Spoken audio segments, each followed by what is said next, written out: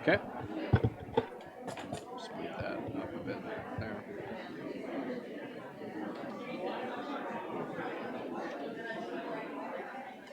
If I could have everyone's attention, please, we'll get the meeting started.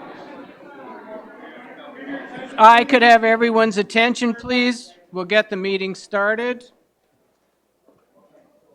Just as a reminder that the meetings are live streamed and a recorded version can be seen on the website later, but it is live.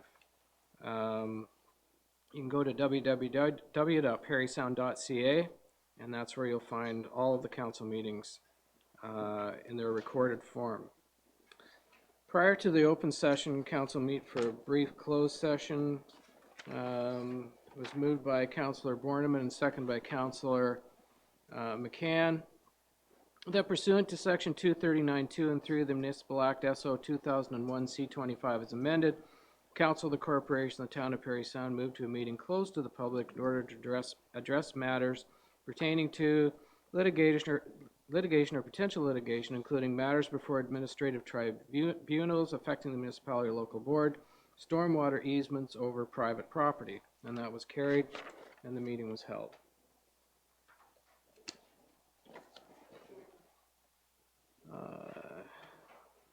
Is there any prioritization of the agenda? Nope. Okay. May I have a mover and seconder with regard to the agenda then? Councillor Borneman, Councillor Bachman, the council agenda for July 16th to...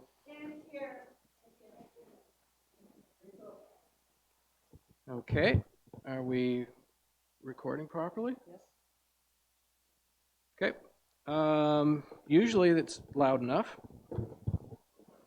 So the council agenda for July 16th, 2019 be approved as circulated. All in favor? That's carried. Any disclosure of pecuniary interest or the general nature thereof? Seeing none. Okay. So, ladies and gentlemen, we are now going to take a few minutes to hold a public meeting to hear any interested persons with regard to a concurrent official plan amendment, zoning bylaw amendment under Section 22 and 34 of the Planning Act, as well as a separate application for a zoning bylaw amendment under Section 34 of the Planning Act. May I have a mover and seconder that we adjourn the regular meeting? Councillor McCann, Councillor Burden, that we do now adjourn the regular meeting and declare the public meeting open. All in favor? That's carried. Ms. Johnson, could you explain how the public was notified of the concurrent official plan and zoning bylaw amendments being OPA2 and Z19/04, Morgan Planning and Developments Incorporated on behalf of Greystone Project Management Incorporated? Certainly, notice was given by prepaid first-class mail to the required prescribed agencies and property owners within 120 meters as per regulations, posted on the property, posted in the newspaper, and was placed on the town's website. Okay. Thank you. Mr. Elgie, can you explain the purpose of the proposed zoning bylaw amendment? Certainly. The purpose of the proposed OPA is to redesignate the lands from public open space to residential high density. The zoning bylaw amendment will implement the OPA and rezone the lands from utility and open space zones to a special provision zone which permits up to 43 apartment dwelling units subject to the R3 zone provisions, but exemptions permit a maximum building height of 14.2 meters, a reduced interior parking space size of 2.7 by 6 meters from 3 by 6 meters, and a reduced westerly interior side yard setback of 6 meters to 3.47 meters. The legal description of the property is parts 1 and 2 of 42R 21034, and the land is a former railway bed to the east of the fitness trail. The lands are currently vacant and vegetated. Okay.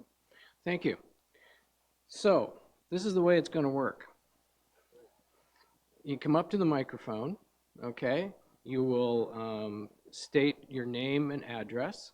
There's a sheet of paper there that we also would like you to sign with your name and address so we can have a record of who was here and who spoke, okay? If someone is making a presentation on behalf of the group, okay, and someone else wants to speak and it's the same presentation, I'd prefer that that doesn't happen, and that if you have something new that you want to add, then that's fine. But if you want to come up and say you support that person's presentation, that's good. But we could sit here all night, and then those people would be still waiting in the hall at midnight before we get to their concerns. So we need to make sure that we can expedite this process so that it happens in a neat and orderly fashion, and everyone gets to say whether they're in favor or not in favor. So again, I will call that as, if there's anyone that wishes to speak in favor of the proposed zoning bylaw amendment, this is your opportunity to come forward. The sheet of paper is on the desk to sign as well, but you need to state your name and address. So is there anyone that wishes to speak in favor of the proposed zoning bylaw amendment? Okay.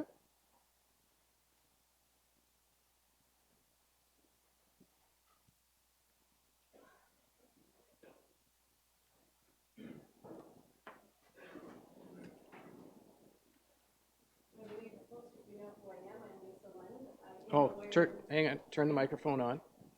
The button on the front.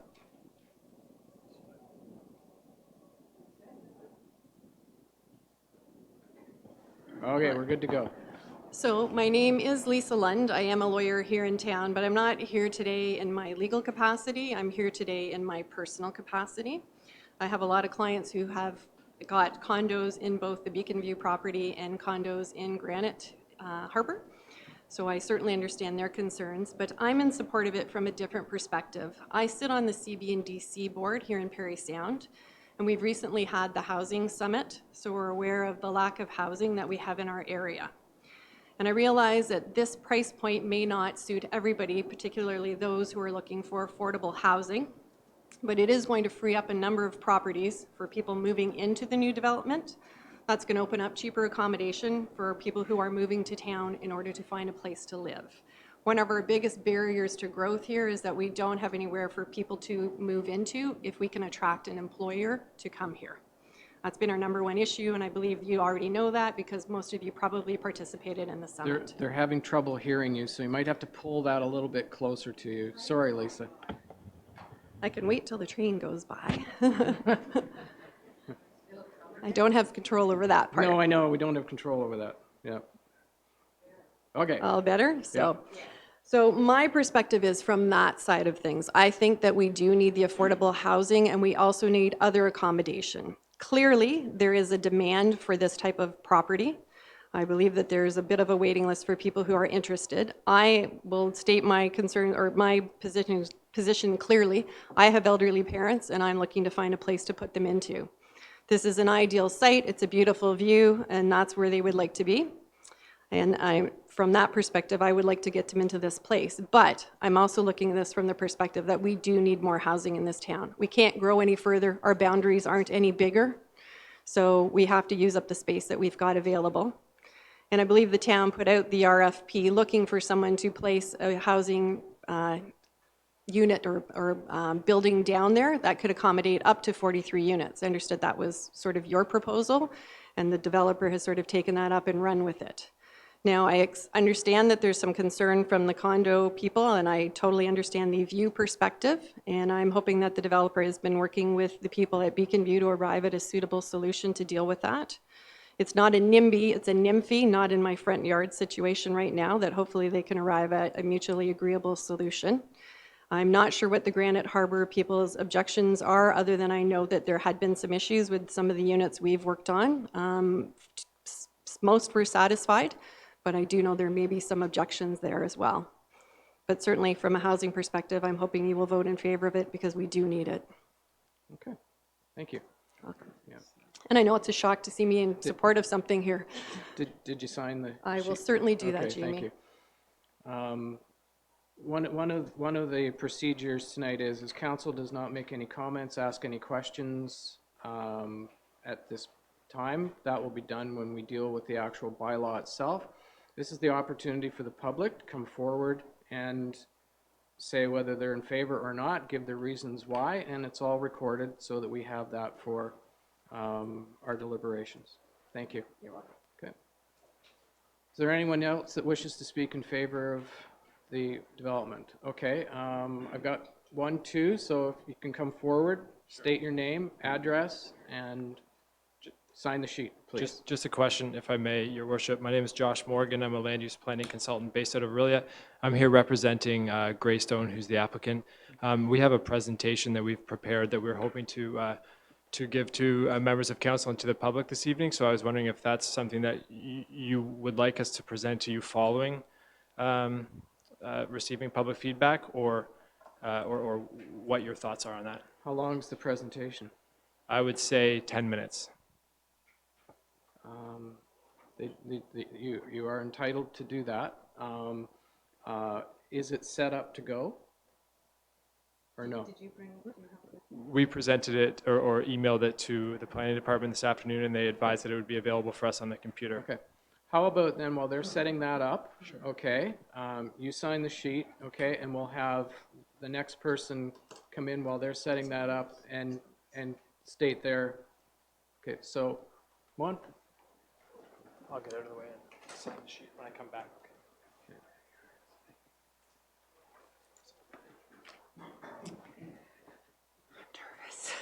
Okay. So I'm Sue Ferguson. I'm an owner, resident, 402 11C Building, Salt Dock Road. Okay. I know that the developer is here tonight. The person who sold me the unit, James, is also here tonight. I am aware that this 4th phase was sort of in the works when I purchased. However, the developer and the town haven't worked together to provide me with a beautiful place to drive into. We still don't have an address number Okay. So at the entrance to our building, number 1. Okay. Number 2, is there are this- no sidewalks, there are no street lights. Okay. I almost hit a lady in a stroller meeting a boat coming around the turn. Town, you need to fix the roads. Okay. Now, coming and going. Okay, hang on a second, because this has to do with whether you're in favor of this development. I'm not unless you work together to improve what I already own. Then you will be in the next section to state your concerns, why. I'm here now. I know that, but I have a procedure that I have I've to already follow. said my piece. I'm done. Okay, sign the sheet. It's, I don't know who else agrees, but I don't think that I got what I paid for.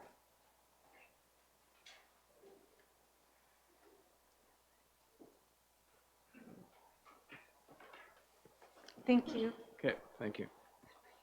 Okay, have you got your presentation ready to go? Thank you.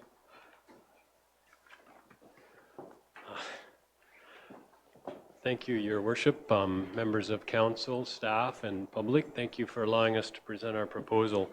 I'm actually, I'm really proud to present this today. It's been a lot of work to try and come up with a design that makes sense for this property and respecting the boundaries and neighborhood of this beautiful lot. And so I'm honored to present what I've come up with, basically. I'm going to go as fast as I can, but our first submission to the town had the building in a certain position at a certain size. We've engaged with Beacon View, we've had a few meetings with them, and we've listened to their concerns. And so through this process, we've resubmitted a plan that's friendlier to the specific issues that they had with the first plan. So that is what I'm presenting tonight. So basically, the project is called the Lighthouse, as you know. We think it'll have amazing views and in a great location on the side of the fitness trail. That is a rendering of the building. Basically, what we're doing is we're using materials that are dark in color. We're using a profile that blends with the surroundings and the rock of the site. We've built or proposed the building to be below the sight lines. I think at the top of that rendering, you can see Beacon View sticking out above the trees. We've been smart about the topography and minimizing the amount of rock that we have to blast. And we think that the grades work very well. What you see in this facade is 5 floors, but it is in fact a 3-story building with parking garage on the second level and terrace units on the very lowest level that you see near the walking trail. So next slide is the site plan, and very quickly it shows a reference to the fitness trail at the bottom. It shows what we're proposing to do with the continuation of the fitness trail. There's a triangle of property where we're proposing to extend the fitness trail up the side of Salt Dock Road, as Ms. Ferguson was just alluding to. I just met a couple on the fitness trail and they didn't know where to go when they got to Salt Dock Road, and I directed them to go above the Granite Harbor area where we created some parking. So this will give them some direction. We've also provided some crosswalk across Salt Dock Road to tie into the parking that we built for the other end of the trail while building Granite Harbor. This plan shows, most importantly, it shows the old rail spur. So you can see in the contour lines where it looks flat. And so that is the change from the previous plan. We've reduced the width of the building and slid it to the west so that the grade of the railroad spur doesn't change, and nor does the bank to Beacon View. When I was there 2 weeks ago meeting with Beacon View, they have cut trees and landscaped the bank, and it's beautiful. And it came to sort of my attention that it would be unfair to them to blast into that bank. So moving the building and making it smaller allows the bank to stay untouched. And so if you walk out from Beacon View towards the bay now, what you'll see is landscaping to this gradual then steep decline to the old rail spur. Everything from the rail spur back will be untouched with this proposal. So all of our work happens in front of the rail spur. It actually is smart because that's where the rock drops off, and it makes sense to put our below grade levels at that point. So basically the building shows an entry to the parking level. So you would come in from Salt Dock Road, down one level to the parking, or up half a level to the parking area that's at the top northeast corner of the property. And then the main entrance is at the back of the building where you see the driveway coming down. That's that plan. The next plan is a cross-section of the property. It's a cross-section of the property showing Beacon View, showing the floor level of Beacon View, and that level is 203.95, and then it shows the normal height of a person standing there. That person would be at approximately 205.45, and what we're proposing is a roof level that is at 203.4, essentially a full meter below the eye level of an average person standing on their first floor of Beacon View. So I don't know what more I could do to try and not have an impact on their views. On this roof level, essentially the only thing that will protrude will be the top of the elevator, and that's a 3-foot projection on a 5-foot wide box. There will be no air conditioning units on the roof. We've committed to that with Beacon View. We've also committed to using a green membrane on the roof so that people, when they're on their terrace at Beacon View, aren't getting blinded by the white reflection of a white roof. So I can buy the same material with a green color, so it will look green as they look out towards the bay. Currently, this site is heavily treed, and so people, in a lot of this building, people don't see the bay. So we think we'll improve their views with this project in that regard. So the levels are shown here. It's a little bit difficult to explain, but the parking garage is one floor below the rail spur. It would be the easiest way to explain that. And then one level of units below that, only on the front facing the walking trail. Then above those 2 levels is 3 levels of typical floor plan condominium units. The next plan is just floor plans, and I'm not going to dwell on that. That would just explain what we're doing. So I think hopefully you get that. And then the last slide for me, until I turn it over to Josh, is the functional servicing report. It's just a summary of how we would engineer the site, and so it shows that we've thought through how to get sewer and water to the site and how to deal with drainage off this site. So we think that we've covered all the bases, and we think that we have a very responsible proposal for the folks of Parry Sound. So I'm going to turn it over to Josh to quickly run through the zoning and official plan amendment requests that we have. So, okay.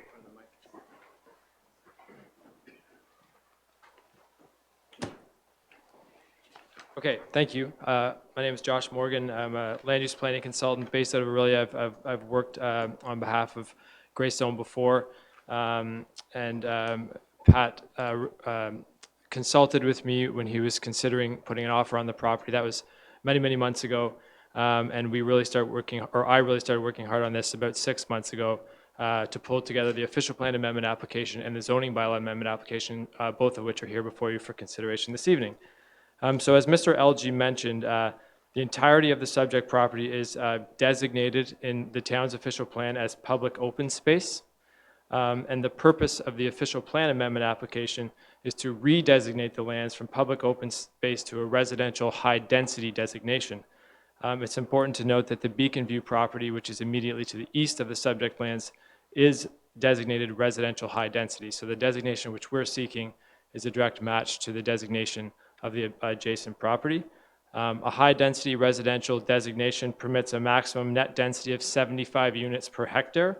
We're proposing 47.6 units per hectare.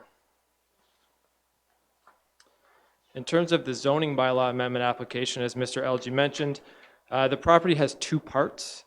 Part one, which is the part on the west side or on the bay side of the property, is zoned transportation and utilities. And part two, which is on the east side of the property, is zoned open space 1. The proposed 40-unit residential apartment building or condominium building is not permitted in either one of the two existing zones. So we've submitted a zoning bylaw amendment application to rezone the property from the transportation and utility zone and the open space zone to a residential 3 zone. The residential 3 zone is the same zone which applies to the Beacon View condominium to the immediate east of the property. There are a handful of site-specific zoning provisions which we've incorporated into our zoning bylaw amendment. Mr. LG went over these, and I'll be very brief with my summary. The first is to permit a building height of 14.2 meters. The second is to permit an interior side yard setback to the west, so to the water side, of 3.47 meters. The third is to enable the front yard to be used for a combination of parking, snow storage, and landscaped open space. The fourth is very similar. It is to permit, it refers to a different section of the zoning bylaw, and it also seeks to permit parking in the front yard. And the front yard in this case is the north side of the property, so the area of the property that is between the building and Salt Dock Road. Okay, Salt Dock Road is the frontage. And finally, the last site-specific zoning provision we're seeking is to permit parking stall widths for the inside parking spaces, of which there are 33. So parking stall widths of 2.7 meters, whereas the zoning bylaw requires parking stall widths of 3 meters. I work in many municipalities, and 2.7 meter parking stall widths is a fairly common width. And many of the municipalities I work in are also northern municipalities where people tend to drive bigger vehicles, pickup trucks, large SUVs, and 2.7 meters, in my experience, is entirely reasonable. This is just the zone matrix. I don't think I'm going to spend a lot of time on this. The total area of the property is 2 acres.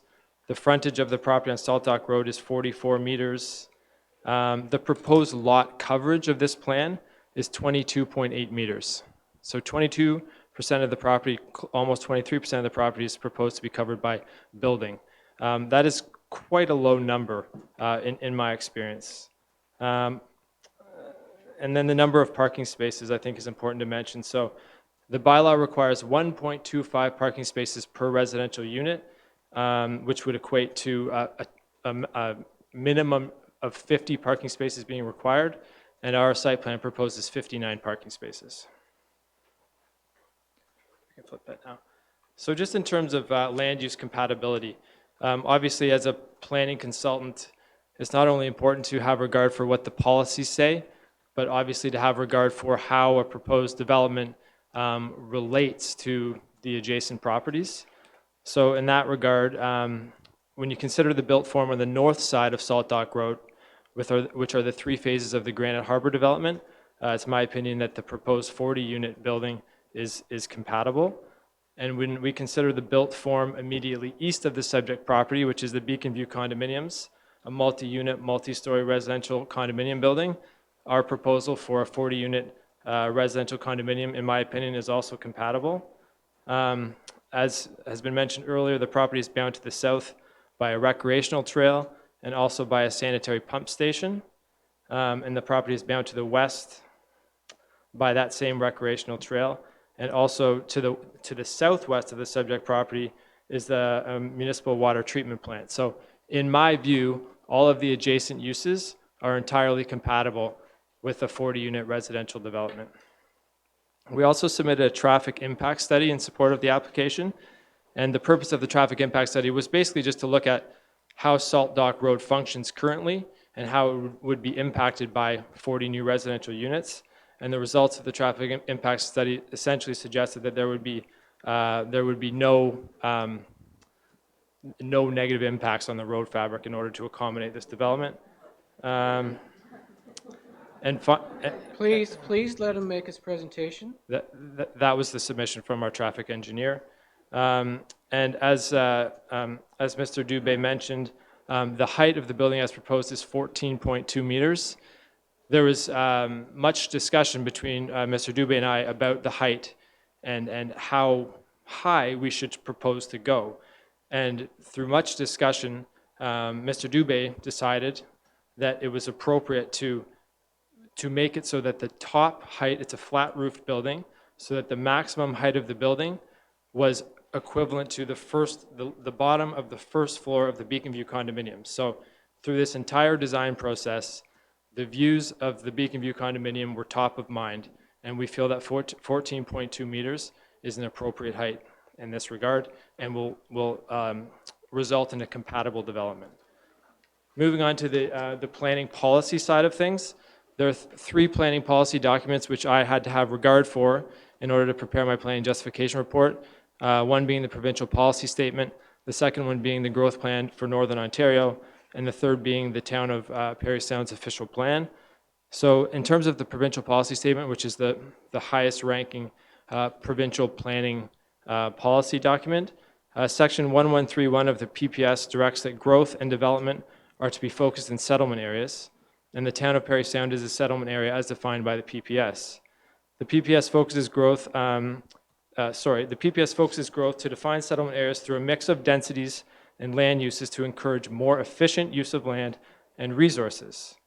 The proposed 40-unit residential condominium building will be fully serviced and is consistent with the direction provided by the provincial policy statement.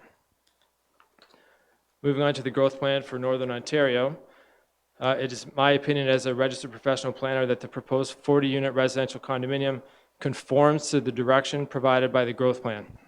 I've reached this conclusion for the following reasons.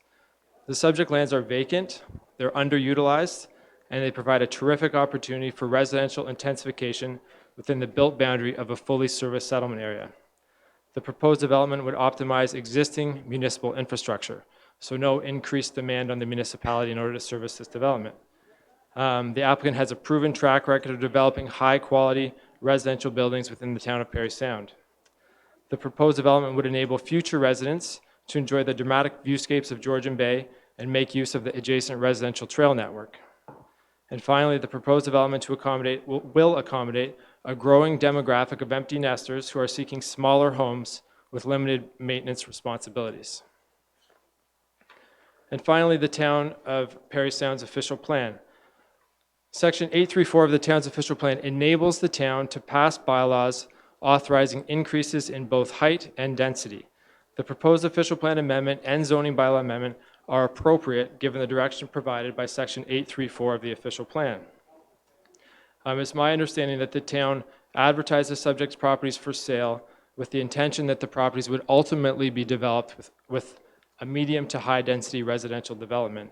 On this basis, it appears that the existing public open space designation does not reflect the desired land use of the property. I will conclude my presentation there, and both Mr. Dubé and I would be happy to answer your questions or questions from the public. Thank you. There's no questions tonight. Okay. So tonight is strictly a hearing to hear both sides. That questions come when the bylaw is brought forward. Okay. So, okay. Thank you for the opportunity. All right, thank you. You just signed the sheet? Yeah. Okay, good.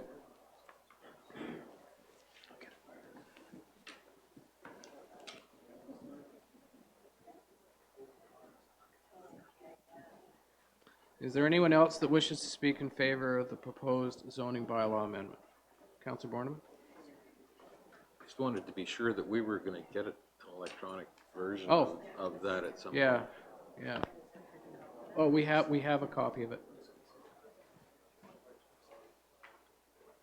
Staff have a copy of it anyway.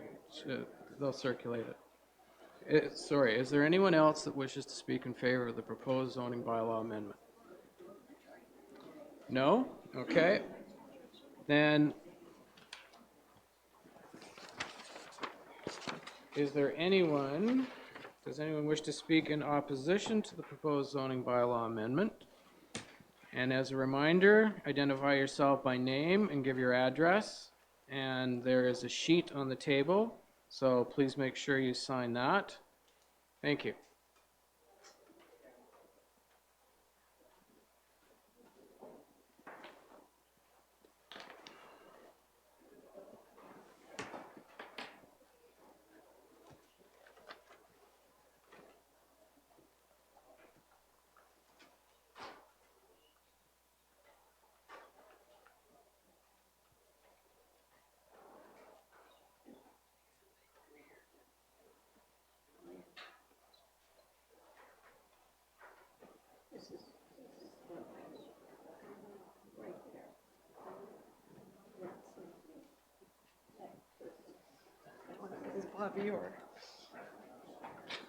Thank you.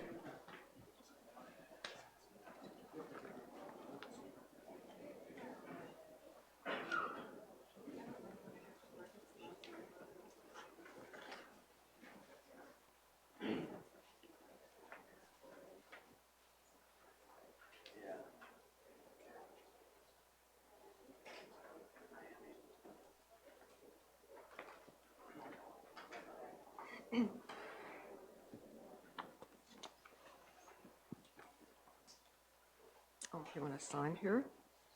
Yes, please.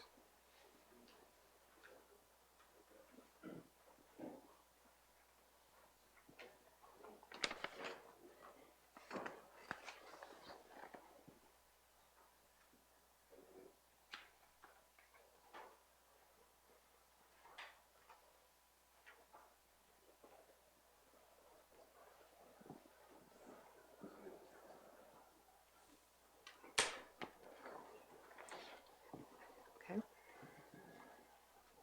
So begin by stating who you are and your address. Pardon me? Please begin by stating who you are and your address so that the Good. public hears Yes. who you are. I will, thank you. Thank you. Mayor McGarvey and members of council. My name is Elizabeth Weeks. I'm a longtime resident of Parry Sound. Now, before I begin, I would like to express my gratitude to Mayor McGarvey and all staff members of the town office in the reception and planning department who were helpful in providing me with requested information. I'm an owner at Beacon View Condominiums. I'm here to object to the proposed official plan amendment on the south side of Salt Dock Road. I have no experience with land use planning matters, and I can assure you that I have been spending many hours over the last couple of weeks trying to understand what's going on. I have found out that as an adjacent landowner, I'm not necessarily going to receive formal notice because it is a condominium. We have also received very unclear and confusing information from the developer and his agent. Mr. James Ball, agent, has assured that the matter is a done deal. It was only cleared up that the land was still owned by the town from Mr. Elgie. The loss of the green space of the subject lands is not only a huge loss to our natural resources, but an enormous loss to the serenity of the area and to the community at large. The loss of the open green space will be a detraction along the fitness trail used by people of all ages and abilities, both local residents and visitors alike. The effect of the official plan amendment and the zoning amendments of the subject land and the construction of a building on this land with a height of 14.2 meters has been underestimated. It will not only devalue the Beacon View and surrounding properties, but have a devastating effect to the privacy, air quality, noise level, and habitat in the area. While the difference between the numbers 10.5 and 14.2 is 3.7 meters and sounds insignificant, it represents an additional height to the building, over 12 feet. Generally speaking, the typical height of a building story is 10 feet, or 3.1 meters. In addition to the 14.2 meters, there is an additional height not even mentioned that will include a 5 foot by 8 by 3 to 4 foot high elevator shaft and a forest of 18-inch high sewer pipes, 4 inches in diameter. In conclusion, the proponents have not proven the project worthy of a shift in policy from open space to high-density residential. The fitness trail, the attendant lands are deemed sacrosanct in the community. The opponents have done a weak job of determining or assessing impacts. Many policies in the official plan have been disregarded or poorly regarded. The suggestion that there will be no impairment and devaluation of property is erroneous and deceitful. I have submitted my presentation and attached more detailed information. Now I'm prepared to read this information if council will allow, or if it goes into the meeting, that's fine. I would like to read it if you'll allow the time. Good. In opposing the official plan amendment and zoning bylaw amendment for the proposed condominium south side of Salt Dock Road, the land use designated of the subject lands is open space. An open space or green space reserve is a protected area of undeveloped landscape.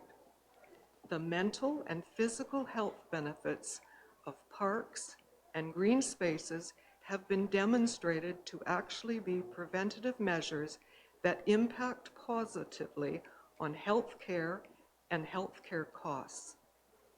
Green open spaces can be considered an area's lungs, offsetting the effect of air pollution by improving the air quality as well as reducing noise and excessive heat.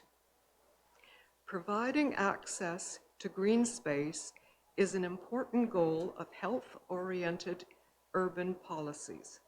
Section 2.8.8, subsection 2.8.8.1 states, open space and recreational resources of the town are integral components of the quality of life in Parry Sound.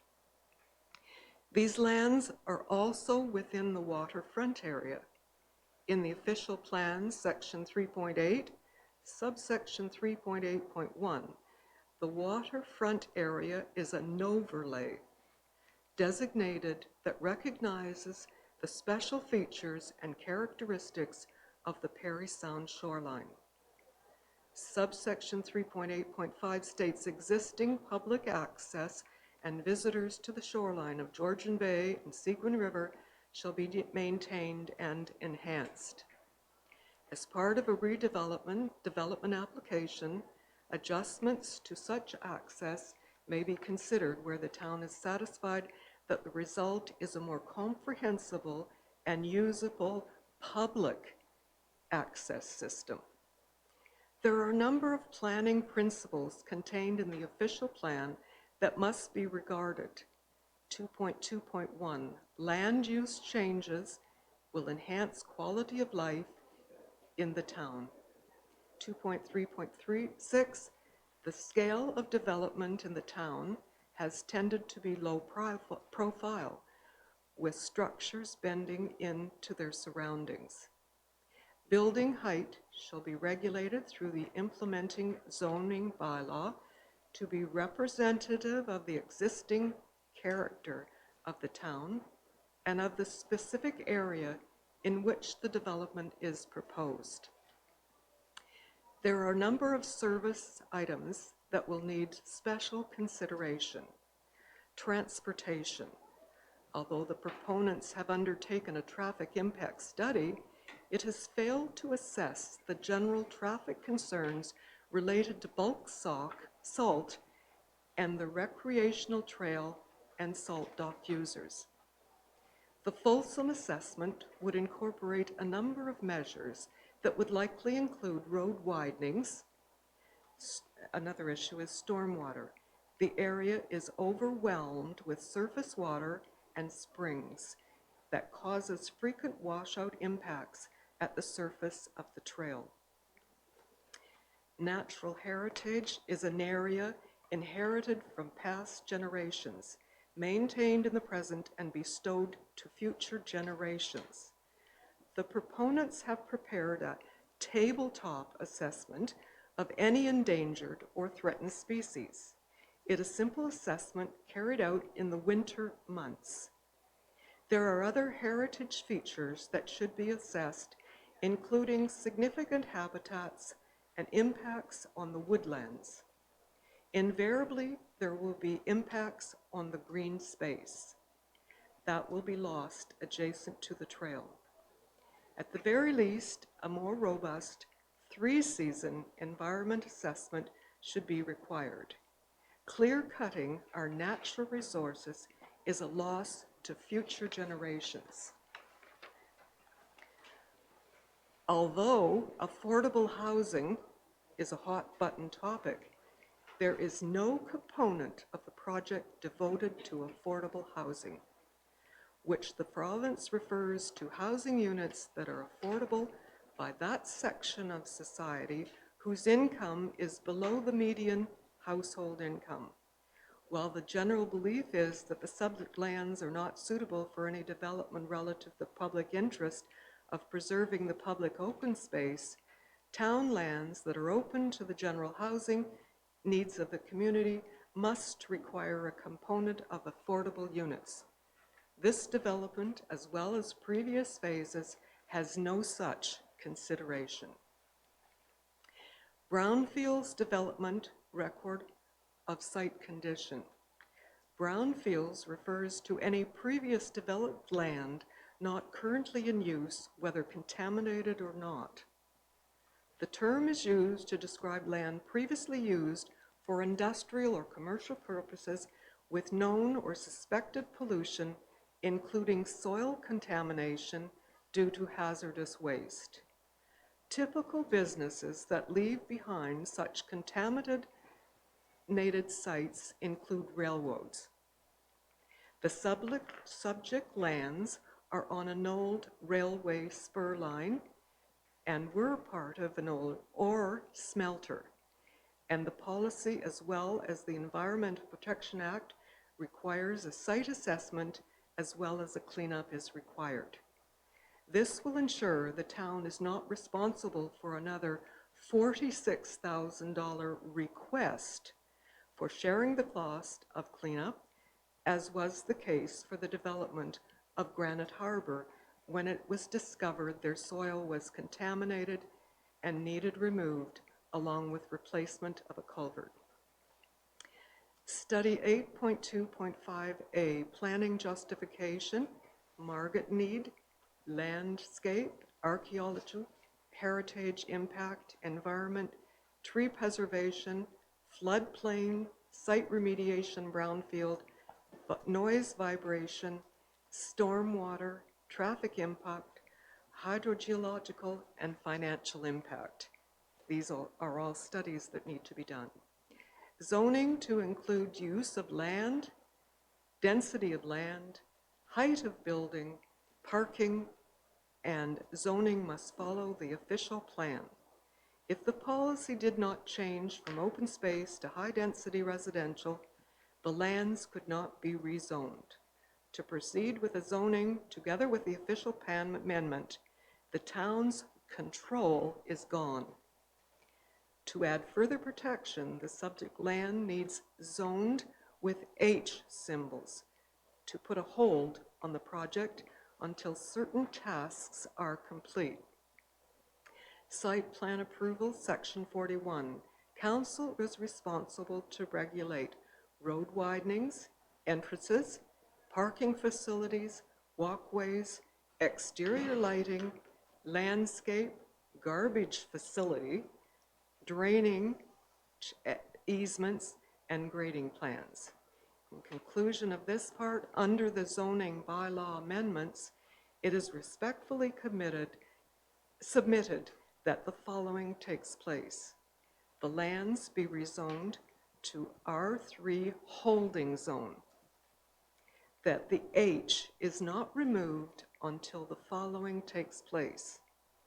The town, not the developer, hire the experts to conduct all the studies at the developer's expense.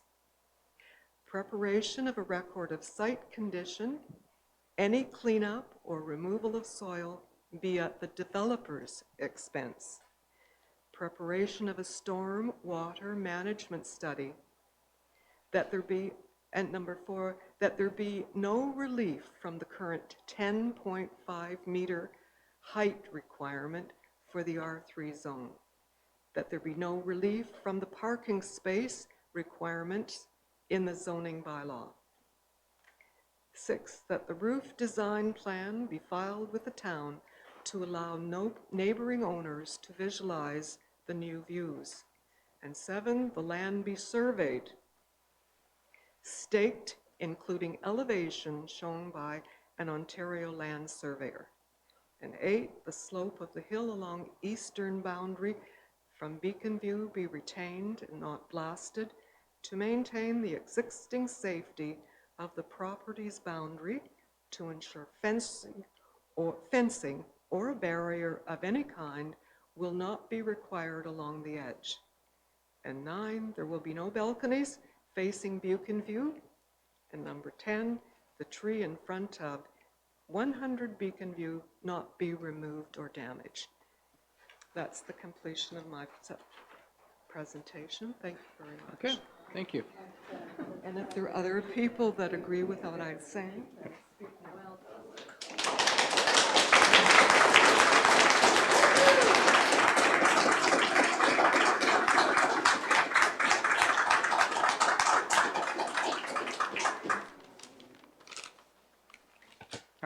Hi, So- Lordship and Council. Okay. I'll try and keep this short and sweet. So, your name and Sorry, address again? my name's Mackenzie Taylor. I am Okay. an owner at the 200 Beacon View condos, and I'm representing the board. Okay, and remember to fill in your name. Yep, and I will. address on that. Okay, thank you. So there's probably been some confusion with our letters. So originally, we had submitted a letter saying that we were not opposing this development and rezoning. However, we were opposed to the rezoning going to the past the 10.5 meters to the 14.2. However, a lot of information has come out in the last couple weeks. Like Liz said, when we were first told about the development, we were told that it was a done deal. We have also, the building that we are being shown today is very different than we have been told throughout this process. We also had one tenant who set up a meeting with the planner, and based on that information is why we rescinded our letters and put in a new one opposing the rezoning altogether. So to clear up some of the information that the developer said, they did not meet with Beacon View condos. They met with a resident of Beacon View condos. As the board, we did not get to talk to anyone. And anytime we tried to get information out of them, it was like prying. In terms of not very many people have a view of the bay. That is also untrue. I probably have one of the worst views in the condo, and on my deck, I have a very nice view of the bay. I have a nice view of the parking lot from my window, but during the summer, I do get to enjoy the bay, and I will be sad to lose that.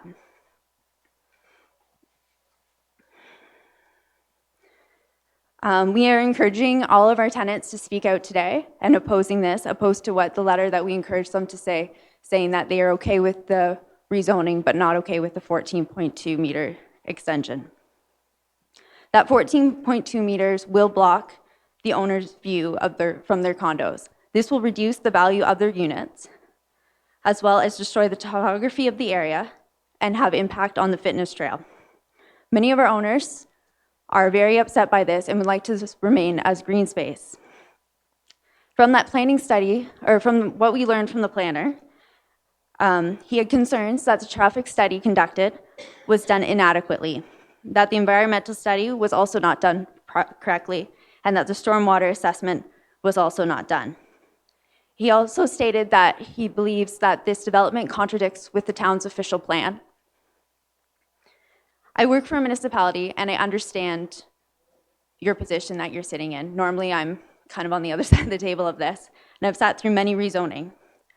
So I'm not going to be surprised if you go through with this.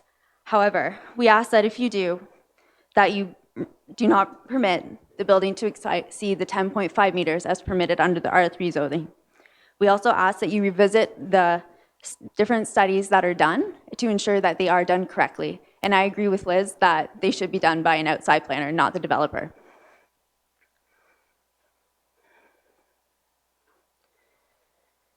I agree with with Lisa that we do need housing in our community. However, I know there are other spaces in this town where developments such as this could be built, and even to a bigger size, that would have less impact. We ask the council take the time to make the correct decision. Our condos are not the only ones that will be impacted, but that everyone who uses the trail and who enjoys the waterfront as well. Thank you. Thank you.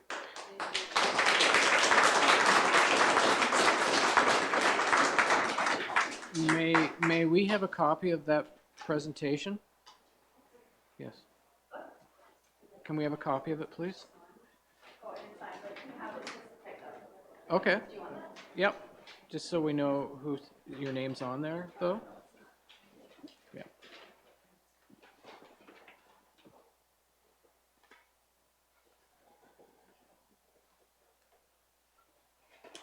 Very good. Thank you. And you did sign, oh, you're signing now. Okay, perfect.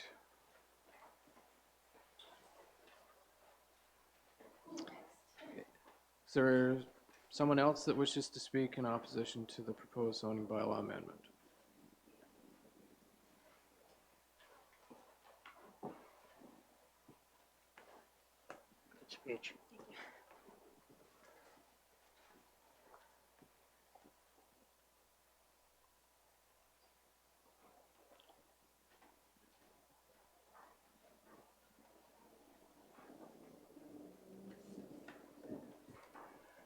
My name is Gary Bradley. I have a condo at the Beacon View Heights, condo 205. And I listen to what people say about this condo in front of us, and some of it is, to me, is a little bit off in my mind, and maybe debate could straighten it out. They keep mentioning 14.2 meters. But I get 16.4. That 16.4 meters, I would imagine, Mr. DeBay, if I may turn my back to the council. You're there, Mr. DeBay? That 16.4 meters, it's right in the middle of the condo, is it not? Is that how you got to that average from here to there? There's a low point in the high point. What's the height? So this is where we're trying to get it into, Okay. but it sort of favors you. You can really position that any way you want. That's why we chose to reference it. Yeah. Okay, so during this, if you can present your questions, Yeah. okay, then we can get the answers to those questions. I'd like that answer. But it's not done right now. Okay, but Okay. okay, I'll Please. state it. It is because I feel that there's 5 stories there, 5 stories, and I believe it to be 5 condos high in the middle. Do you have any of this written down, or? I'm observing what I saw on the screen, Okay. and no, I've been instrumental in, Okay. Our clerk's trying to then get that information, okay? So Okay. that we're logging it in, so that Yep. we have your concerns logged. okay, my concern is it's too high. Okay. And that's a big concern if you're going to build. Right now, people want it as green space. I'm not opposed to that. But if council decides to build, let them build, it's just too high. Okay. Make sure you sign the sheet, Oh, yeah. please. Yep.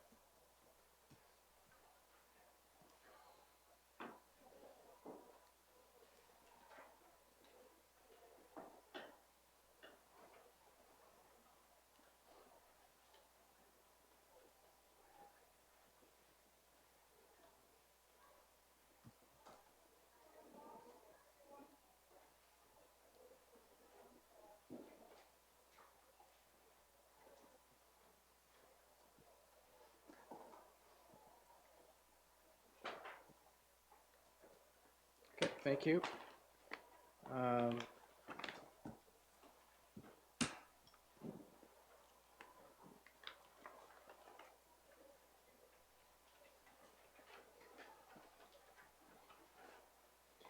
I know who you are, but others might not. I felt better on that side of the desk than this. I'm Nancy Cunningham. I live at the Beacon View Apartments, and I'll put the specific address on here, Okay, if that's sufficient. That's fine. Yeah. I want to address this from the point of view of the official plan.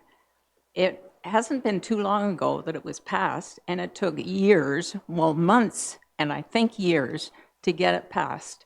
And during that time, there was a lot of public consultation. People had a chance to make presentations. Then there was another review of the plan. You could present again. So we came up with the official plan. And this official plan puts most of the high-rise development or intense residential development on the southeast side of the Seguin River. And it said that the north of the Seguin, north of the marinas, would be mostly natural. And it was important to keep it that way. So they designed it open space, and it's part of what's also designated as the waterfront area. So, the waterfront area is to enhance the natural aesthetics of the area, to encourage tourism, to preserve the natural setting. I can't see how this development does any of that. And it says the shoreline helps to define the inherent character of the town, and the coast and the appearance of the town from the water is important. This will impact all of that. It will change the view from the water, for sure. The project will also remove huge swaths of trees and blast bedrock. And unless specifically prevented, there is 25 feet of space between the fitness trail and the edge of this property. And it's hard to believe that those trees won't be knocked down during the course of construction and the blasting and all the equipment that's going to be in there. And after that, when people move in, there are windows shown right down to ground level. Can you imagine those people in the ground level, having spent the amount of money they have, that they're not going to want the trees cleared so that they can see the water? We're going to lose a lot. It was also true not long ago, when you and I were on council, Mayor McGarvey, that residential development did not pay for itself. And we had the studies to prove it at that point. And we had development charges, which was definitely not popular with developers. And they were later removed by council. But the the reason the development charges were put in place were because each new household requires more services in the town. They need library, they need emergency services, they need ambulance and police and street lighting and sidewalks, and the list goes on. And the thing is that the new residents are not paying for that on their own. The general taxpayer throughout the town is. And so the residential development is actually costing the taxpayer. And people sort of doff their hat to the god of development, but you have to look at all of it. As has been mentioned, various structures are permitted on the roof, and that's going to be unsightly, particularly for the people from Beacon View. The snow storage area is next to the road, and that's likely to be unsightly. And as I already mentioned, I'm sure that if there are people in the 2 lower floors of the project, they're going to be asking for the trees to be cleared in front of them. So, oh yes, about housing. This development will not cater to the average income group in Parry Sound. It's going to be way above what the standard in the community is. And so the people that come here are relocating from communities where it's likely that they've had more services, and it's also likely that they're going to, although they think they like the rural atmosphere and the no sidewalks and the not groomed things, they're going to start asking for it, I would think. So council has a duty to protect the existing residents of the town, and I hope you will consider that, and I have put in a written presentation as well. You have submitted one already? I took a letter in today. Okay, is it the same as what you presented tonight? Not quite, but close. Can You we want get- this too? That would be wonderful. Yeah. Okay. I can do that.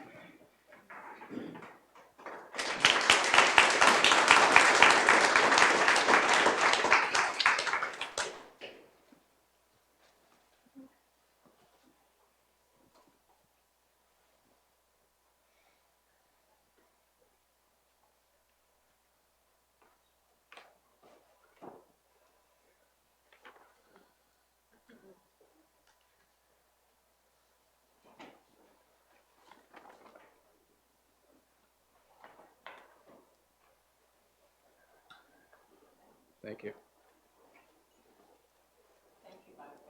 You're welcome. My name is Karen Walker. I live at 67 Wabick Street. I am not an owner of an apartment or a condo in the Beacon View building. When I came here, I'm from somewhere else. My husband is a Parry Sound guy. And when we first moved here, there was no Bay Crest. There was no that development that took over the whole hill up there. There was no huge apartment buildings over at the salt dock. And now the last postage stamp of area that is available down there in that area is being developed. My hope is that there will be no more. I hope on the other side of the trail and the pump house is safe.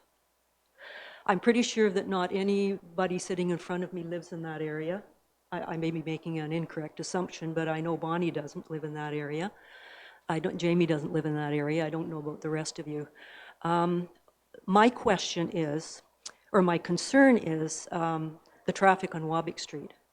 People from all of those condos, not all of them, but some of the people drive down Wabick Street to avoid the train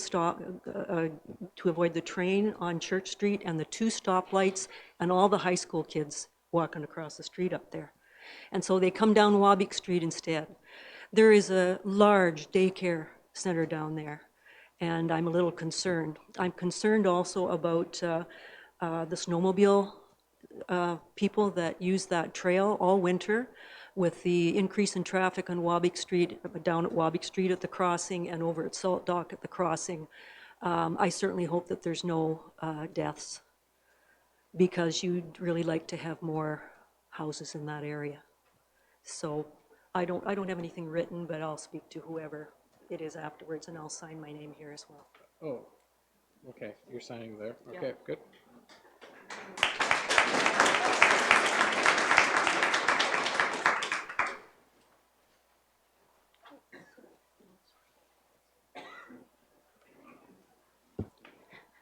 My name, Yep. my name is Lynn Atkinson, and I live at 1302 11A Salt Dock Road.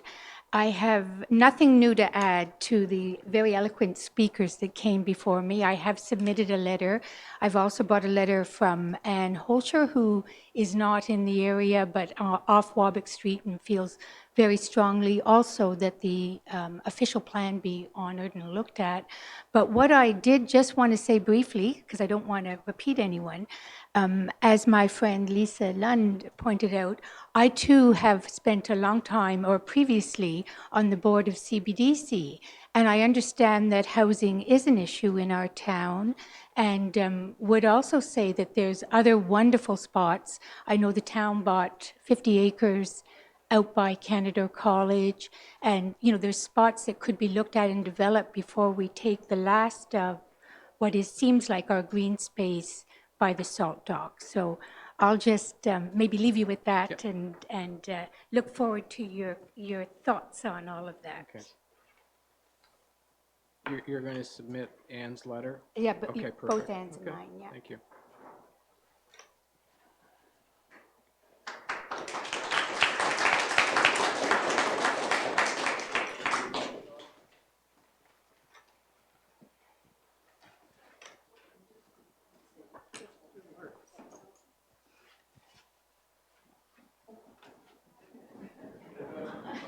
Yeah.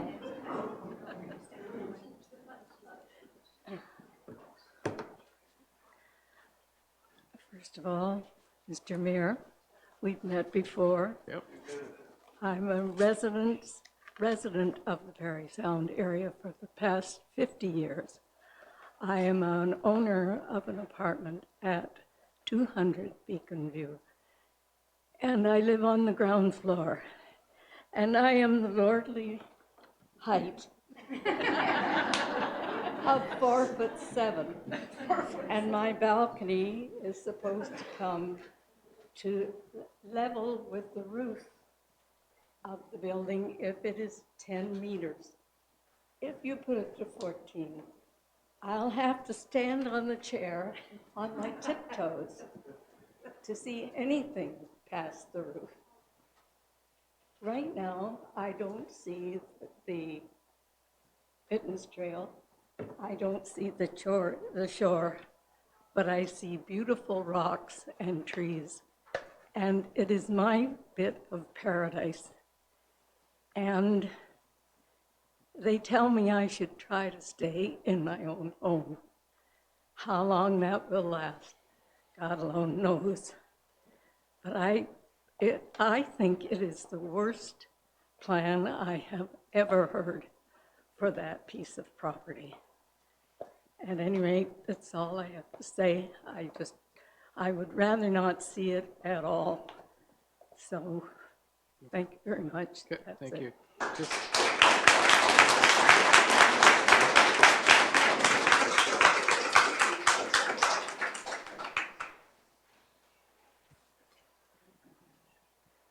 Just she's filling her name.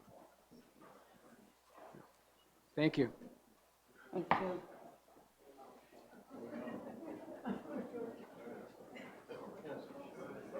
You may as well come on up and.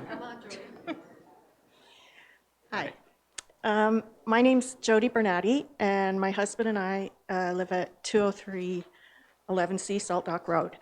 I'm addressing, my concerns are the traffic, safety, and probably directed more to the town over this issue, because the traffic study, I am sure, has not seen everything that we as people living there 24/7 see. I don't think the traffic study is aware that people park at the very top of the hill a lot of times and trying to get by with salt trucks, and it's difficult. I don't think the traffic study realizes that kids swim at this time of year at midnight down on the salt dock. I don't think the traffic study realizes that people in walkers, people with strollers, people with dogs, elderly, young kids are walking that road with no sidewalk and crossing to the Salt Dock Trail. I also don't think the traffic study sees the fact that most condo owners have 2 vehicles. So you have to double the amount of people driving from the driveways.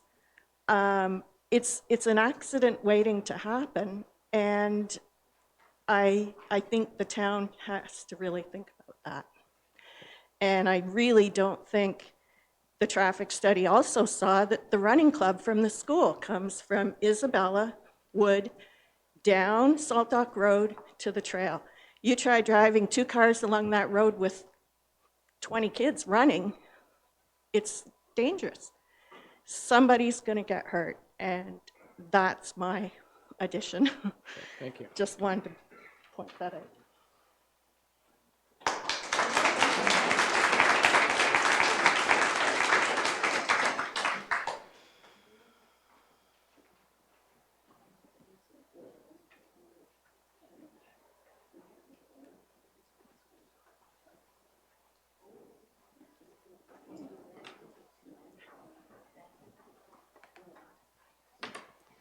Hello, I'm Kim Marshall. I'm one of the owners at 200 Beacon View Heights. I really would like to say that I appreciate everything the builder has done to address our concerns from, I was only at the second time that he came to talk to us, and he did address many of our concerns, but my concern still remains the height of the building. I would like to see it at least 2 meters below the ground floor level of Beacon View to accommodate the elevator, the pipes that are going to come up, and to increase the view. And that's all I'd like to say. Thank you. Okay, thank you.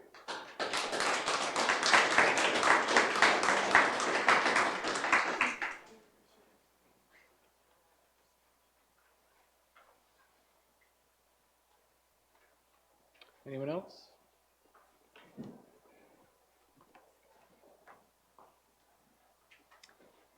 Good evening, Your Worship, members of council. My name is Leanne Conium, and I'm an owner at 100 Beacon View, Unit 203. My grandmother also resides there. I also have, many of the same concerns that have already been brought forth this evening. I'd just like to highlight some additional stuff that I really do feel that the town has to be aware of. I realize that the fancy developers have come in their beautiful fancy Range Rover this evening, I'm sure with dollar signs in their eyes. I don't believe that these people live here themselves and have to see what the people of the buildings do see on a regular basis. Obviously, the traffic concern, the narrow road that does wind down there, and it is rather windy. There's limited views as you're coming up around the bend, and I'm just not sure how an additional this many number of units crammed into this tiny little area. I was baffled when this even was brought forth. I think it will be a big loss to the natural area, to the shoreline, to the heritage. My family has been tax-paying citizens of Parry Sound for multiple generations now, and it just really saddens me to see all these people in their home and their little sanctuaries that they have, and the last bit of it be taken away. Obviously the developer also realizes that the roofline will be unsightly, hence they've trying to accommodate colorings to improve that. So there's obviously some omission there that it's not going to add anything. It's going to take away from all of us residents, and it's certainly going to take away value from the natural view that we do have. So with that, I have concerns regarding the traffic and the safety of the increased amount of traffic. They did refer to it as intensified housing or intensified population. And I just think that the area and the streets that are there just can't handle it. At what point do they stop grabbing the last little bits of land? I feel it's getting greedy at this point. You've already got all your developments It's time to stop eating up the rest of the town. As with regards also to affordable housing, by no means, let's be honest here, is that being developed for affordable housing. It's almost laughable to me personally. I think there's much more that this town can do in many other appropriate sites if the concern really is truly for the people of the town and having a nice place to live. This is going to be for people who can only afford Waterview. With that, I would like to second everything that has been said. I'm absolutely opposed to this altogether. And if it's looked at any further than there, certainly the height must be reduced. But again, that doesn't address all the other issues with regards to traffic, no lighting. It's just unsafe. I work also as a paramedic full-time for many years now, and I see countless accidents on a regular basis. I do feel the town has a bit of a due diligence to do something about this before one of its elderly residents or children are hurt.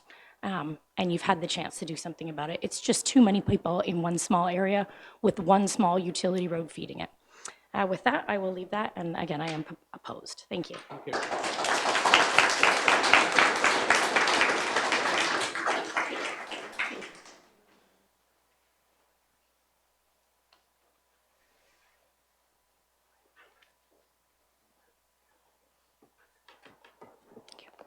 Anyone else?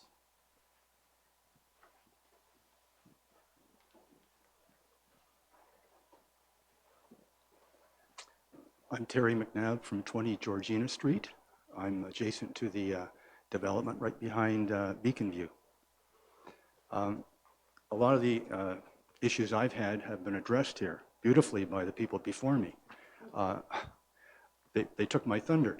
I have had environmental issues about the property being clear cut, and I had issues about the traffic, and I had issues about the aesthetics of the area after all those trees are gone.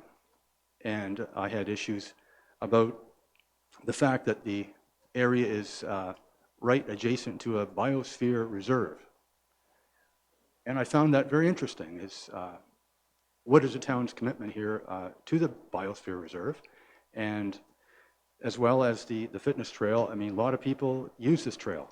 The Salt Dock area is really a hub of Parry Sound. I use it frequently, and I'm sure people in this room here, they probably use it all the time. I'm not sure about the council members, I don't know, but I would say that for anyone who doesn't know how popular this place is, take a gander down there, see the activities that are going on, and see the beautiful view. And when you turn around from seeing the beautiful view of Georgian Bay, you see this parkland that's right there. It's a stage. So I'm opposed to it for the sake of the trees and for the sake of the aesthetics, and I believe the enjoyment of people will be diminished, and the experience of going along Georgian Bay and capturing those beautiful pictures in a camera will be diminished. Thank you. Okay, thanks.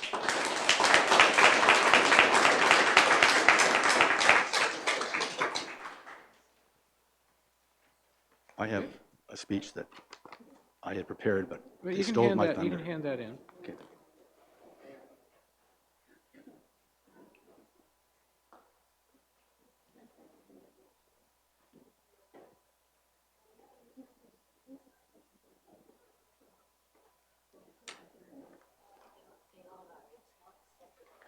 Yep. Just.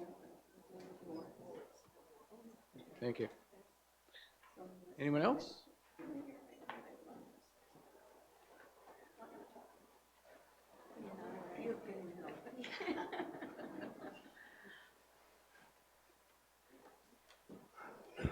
Lori Kerr. I live at 11C Salt Dock Road, plus I own a condo in the 200 building at Beacon View. For many, many years, for 19 years, I lived at Beacon View before moving to 11C Salt Dock Road. I'm very concerned because for years and years, Beacon View tried to buy that green space, to keep it a green space, and we were never allowed to buy it. And over the years, and where I am now, that is part, I think, of Georgian biosphere. There's lots of habitat living in there. 2 winters ago, when I was still at Beacon View, before I moved over to the Breakers, we have a picture of a bear in a bear cub. They came up in the spring. All winter, there's all kinds of deer. Right now, we have a deer and a fawn. There's 6 or 8 that travel and is in that little green space area. So I'm really concerned about that because we're going to lose all that habitat for the animals. And that's what I have to say. Thank you.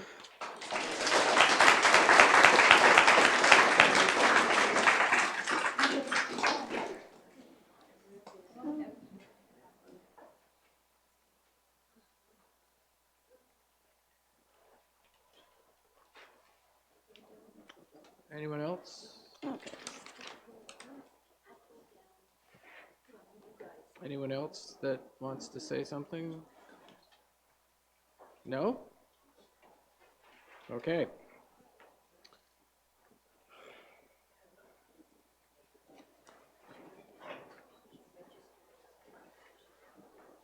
Mr. Elgie, have there been, I want to thank everybody for stating their piece on either side. It's important because this will all be recorded so that we have all the information at hand. Mr. Elgie, have there been any letters received as a result of this notice? Through your worship, yes, there has. The number is growing because I was handed several letters tonight as well. So I believe we have up to 13 letters in opposition. That doesn't include a 36-page form letter, which was redacted. So we have a lot of opposition that's written. One letter in favor, which requests to get sidewalks going up the Salt Dock Road Drive. The letters of opposition are in regards to what we heard tonight, so I won't go over it in lots of detail, but a loss of green space, impacts upon the fitness trail, height, negative property values, traffic study, and environmental concerns with species and habitat loss. Okay, all right. Thank you, Mr. Elgie. So that concludes this concurrent official plan amendment and zoning bylaw amendment for this particular section of the meeting. I want to thank you for all attending. We now have another group coming in with regard to the next. So if we'll just take a 5-minute recess while everyone switches positions.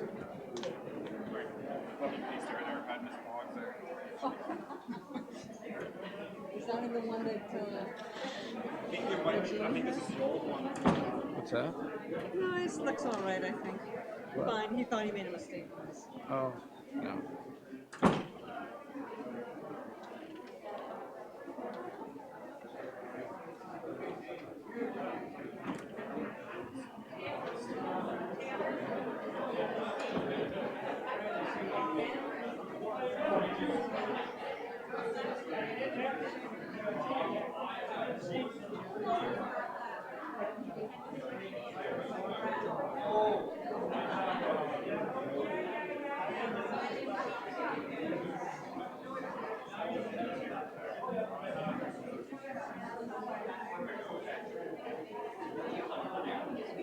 No, it's fine.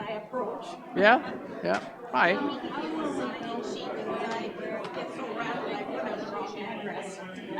Sure. And can you put your postal code down there? Let me just ask Rebecca.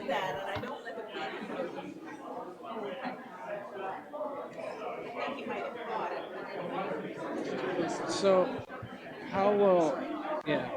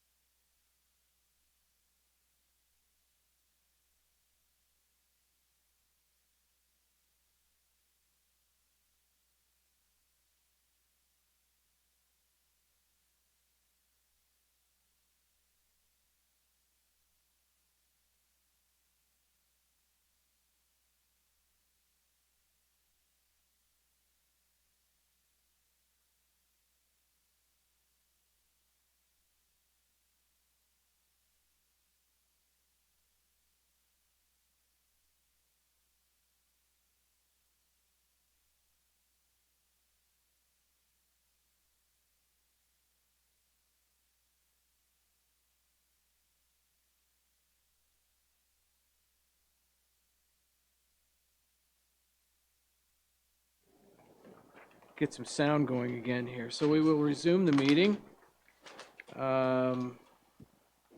Ms. Johnson, could you explain how the public was notified of the second proposed zoning bylaw amendment, being Z 19/08, 1 Canadore Drive, 1 College Drive, Canadore College Board of Governors?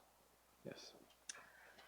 Certainly, notice was given by prepaid first-class mail to the required prescribed agencies and property owners within 120 meters, posted on the property, and was placed on the town's website. Okay, thank you. Mr. Elgie, can you explain the purpose of the proposed zoning bylaw amendment? The applicant has requested to amend the rural zone to permit a French elementary school for a period of 2 years. The property currently contains Canadore College. The legal description is part of Lot 29, Concession 3, formerly in the Township of McDougall, or more particularly described as Part 1 of 42R 19097, or 1 College Drive. Okay, thank you. So at this time, we have, I'll be asking for those that wish to speak in favor of the proposed zoning bylaw amendment. You'll come forward, identify yourself by name, and give your address. And there is a sheet on the table, and if you would sign that sheet, that would be greatly appreciated, because we're trying to track who is here in the meeting, because otherwise we have to go back through the tape or the CD to get it. So, yes, complete mailing address, including postal code. Okay, all right, very good. All right, so those that wish to speak in favor of the proposed zoning bylaw amendment.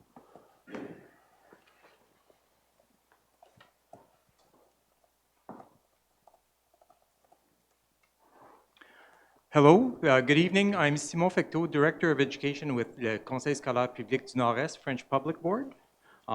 Thank you for allowing me to speak in favor of the rezoning application. I would like to start by saying that I know it's been a long evening.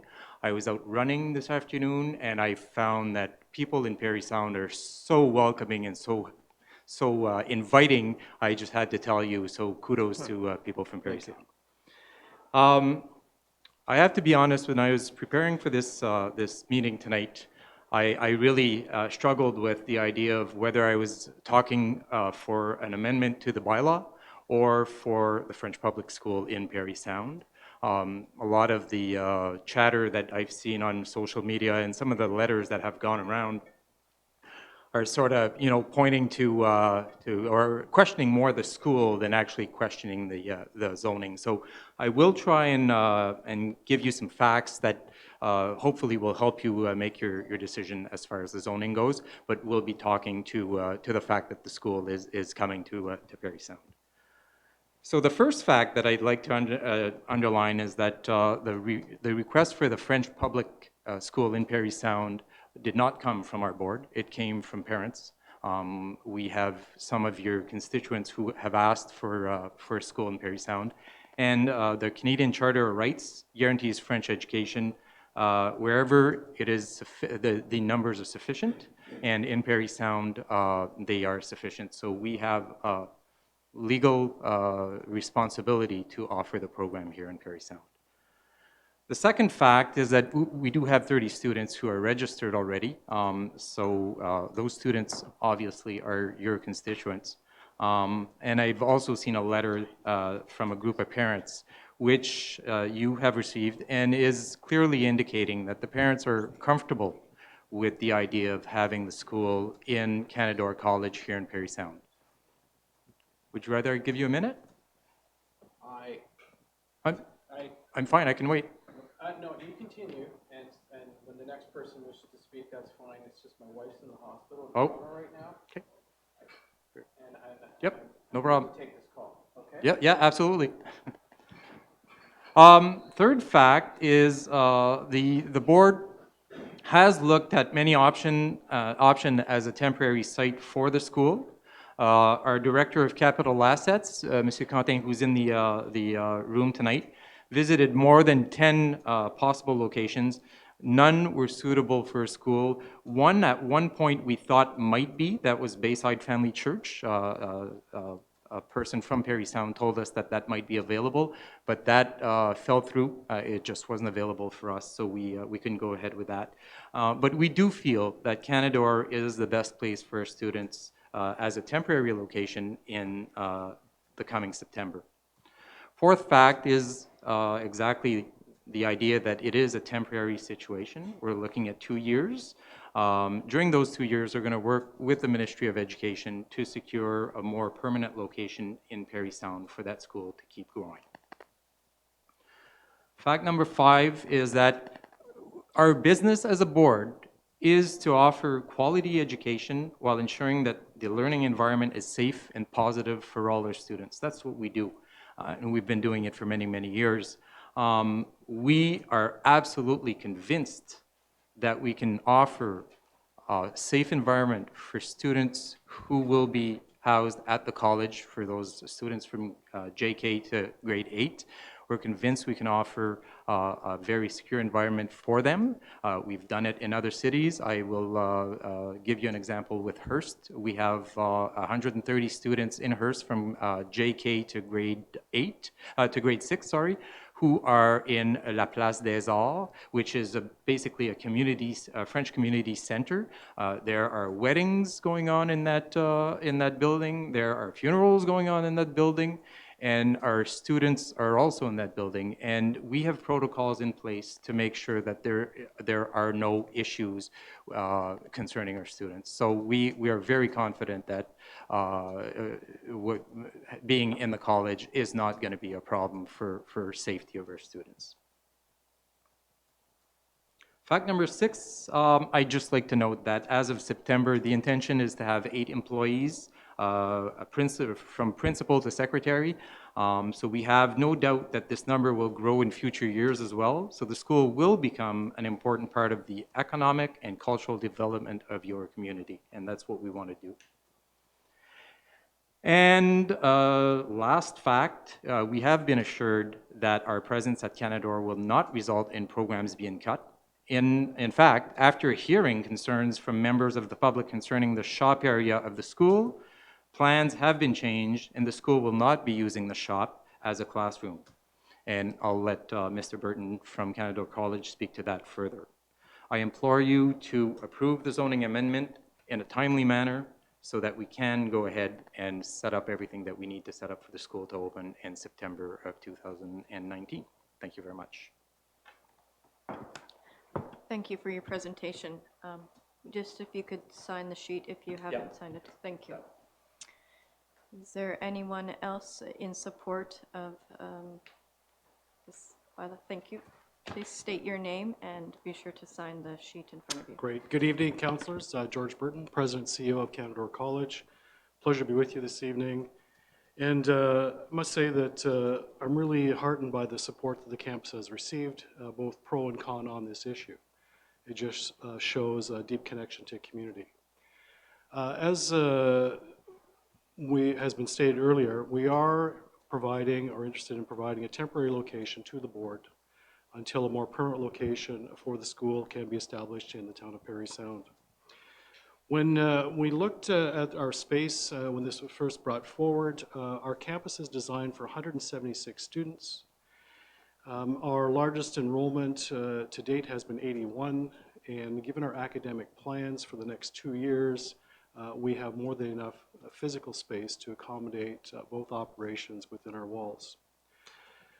The leasing or renting of space to the board will not affect our programming that we have planned for 2019, 2021. In fact, we have made some adjustments, as stated earlier, that the shop will be retained because we now have an increased demand for pre-apprentice and apprenticeship programs within the area. Should an opportunity present itself to the college, we will find a solution, as we always do, either using college resources or community resources to meet our training mandate. Just as a bit of background as well, the college does rent space to various education operations, to different groups at all our campuses in North Bay, ranging from Contact North to children's camps, to research companies throughout the year on an ongoing basis. We have a very good partnership, as stated earlier. Our prime concern, as always, is to provide quality education in a quality setting, and that will continue. And we've been assured between Canadore and the board that student safety will be preeminent in all our decisions. I must say that within the college itself, we're charged, or I'm charged, with ensuring the operation of the college runs smoothly, that we meet the needs of the job market. And in part of that mandate is to ensure our sustainability as a college. And the renting or leasing of space is a key component of that sustainability that we have undertaken at all our campuses in North Bay and hopefully in Parry Sound. So I'd ask you to look favorably upon this change to the zoning to allow us to accommodate the board for the 2 years while more permanent plans can be put in place. Thank you. Thank you, Mr. Bird. Is there anyone else that would like to speak with regards to supporting proposed zoning bylaw amendment?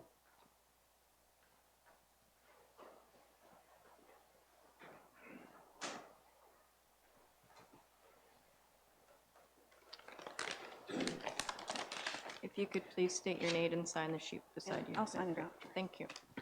My name is Sally Labatt, and I live at 11 Wabano Road in Parry Sound.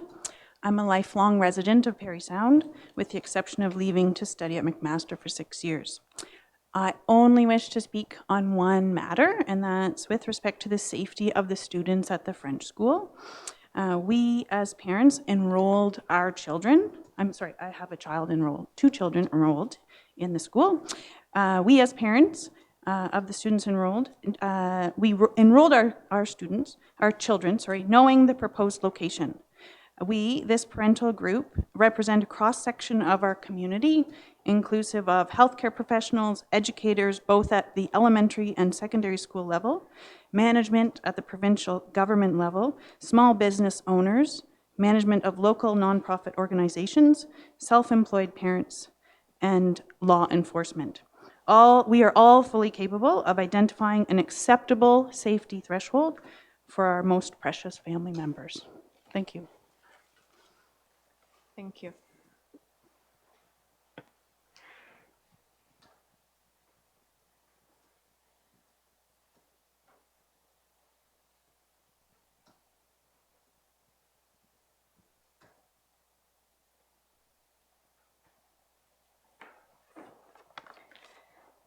Is there anyone else who would like to speak in support of the zoning bylaw?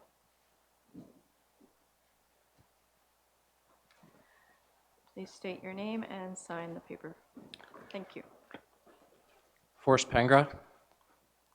I was very hesitant to speak given my role here, and I want to be very clear that as I'm speaking as a member of the public, and I'm speaking as a parent of 3 children. We're very much in favor of this rezoning for our children. This whole process has been fraught with some stress. We've been personally attacked. There's been significant criticism centered on all of our families. There's been statements such as, "What's wrong with these parents?" And that hurts. We want what's best for our children, but more than anything, we want what's best for our community. We often talk about, we want Parry Sound to be everything that it can be. We want it to be something more than it is. This French school isn't the solution, but it's a piece to the puzzle. It allows us to start building on something. We often talk about how do we bring in professionals? How do we appeal to young families? Again, this is one piece to that puzzle. And it's a piece that I very much want to get behind. I know, being friends with a large number of these other parents whose children are also enrolled, we also want to be part of that. And with that, we fully put our support into the rezoning. Thank you. Thank you, Forrest.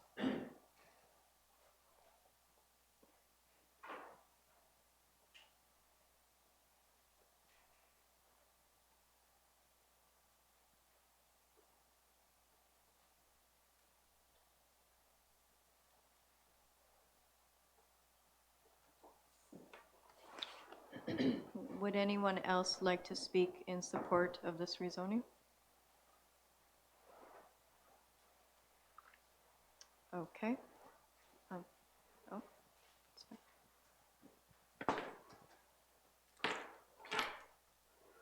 Now, do I say acting mayor and council? My name is Elizabeth Weeks. I'm a longtime resident of Parry Sound.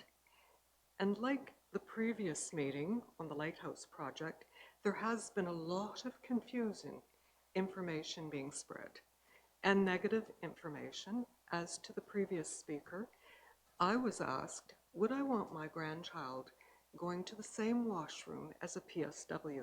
Now that to me is very offensive, because as a retired health professional myself, I feel PSWs, for those that don't know, professional support workers, are the backbone to our health community.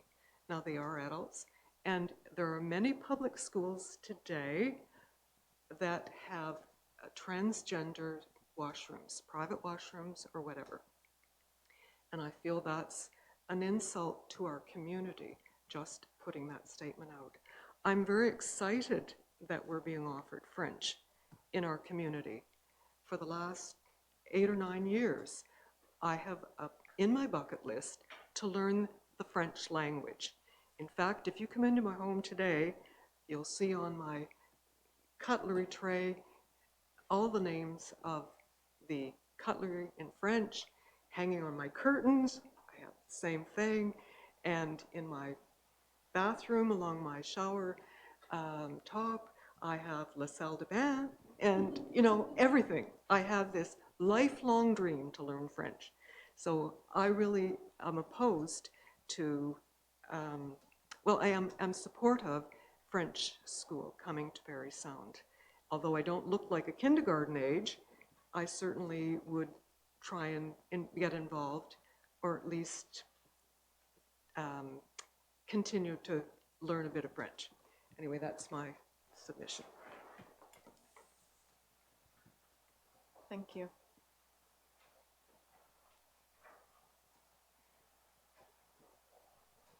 Is there anyone else who would like to speak in support of this rezoning? Okay.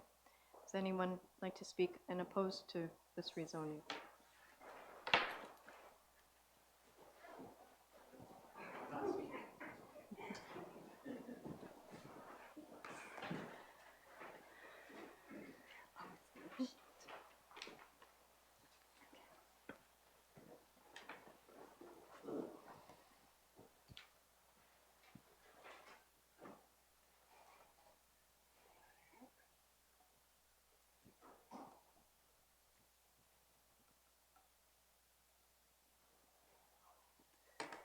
Hello, my name is Jocelyn Shipman, and I've been here since 1979. I come from Sudbury, and I attended a French school, and I welcome a French school in our community, as do the more than 500 people who signed the petition welcoming the school, but asking that it be located in a different spot than the college, which was built for our community. As a result of many local volunteers who lobbied both governments for the construction of a community college campus in Parry Sound, Canada College received $6.2 million. In good faith, the town of Parry Sound built infrastructure, roads, sidewalks to accommodate the campus, as well as assisting in land acquisition and providing an interest-free mortgage. The result of the town's efforts has provided us with graduates who work in our community, and some of them who might have been on EI or assistance are no longer needing that, and that produces relief to many taxpayers in our community. These efforts are improving our local economy and well-being, but are at risk if an elementary school is permitted to occupy the college campus location. The presence of an elementary school at One College Drive is not in line with the planned use of the building or location, and will degrade the programs that currently benefit our community. The French Public School Board is looking to rent for 2 years. In 2019-20, they will have 30 students. but the next year, in 2021, there will be more as new children enter the system. If any potential students, college students, applicants were to visit the campus and learn that it is shared with an elementary school and they are paying between $4,000 and $6,000 tuition and would have no quiet studying space, they would not register for future programming, thus beginning the decline of registrations. And this is a concern to me. The President's office, in an April interview with Radio Works, stated, "We do not plan to alter these delivery plans, college programs, unless there is a shortage of applicants. How can the local campus maintain or even increase programs with attendance such as an elementary school taking up more than a third of classroom space?" The decision for the proposed French school to be in the existing college was made in North Bay by Canada College and the French School Board with no consultation with stakeholders. That means the municipalities, planners, or users of the facility, which shows a blatant disrespect to our community. There was a discussion paper put out in 2017 called Supporting Students and Communities. It's a discussion paper to strengthen education in Ontario's rural and remote communities, published by the Government of Ontario. It highlights a 2015 Community Planning and Partnerships Guideline, which requires school boards to hold at least one public meeting per year to discuss potential planning and partnership opportunities with public and community organizations. School boards are expected to notify municipal government, community partners, and the general public about the annual meeting. This is a directive for school boards, including le Conseil scolaire du Nord-Est de l'Ontario, which was not held. It should be followed by our community college as well, because it encourages and supports the sustainable use of educational facilities in rural communities such as ours. The construction of the West Parry Sound campus was to provide an economic well-being for the people of the area. The college and the Public French School Board announced this deal in February without consultation with local stakeholders. Responses from the community began in March, yet they have continued to set in motion their plan for the elementary occupancy in September. I hope that the Town Council will listen to community concerns and base their zoning decisions on sound planning and the economic benefits for the entire West Parry Sound area. We need to educate the people who live here. Thank you. Thank you.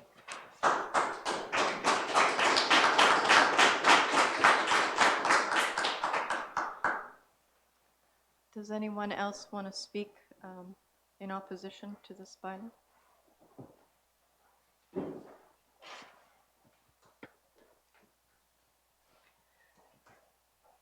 Please state your name and sign the paper. Yeah, Thank my you. name is Jim Beatty, and I will sign this.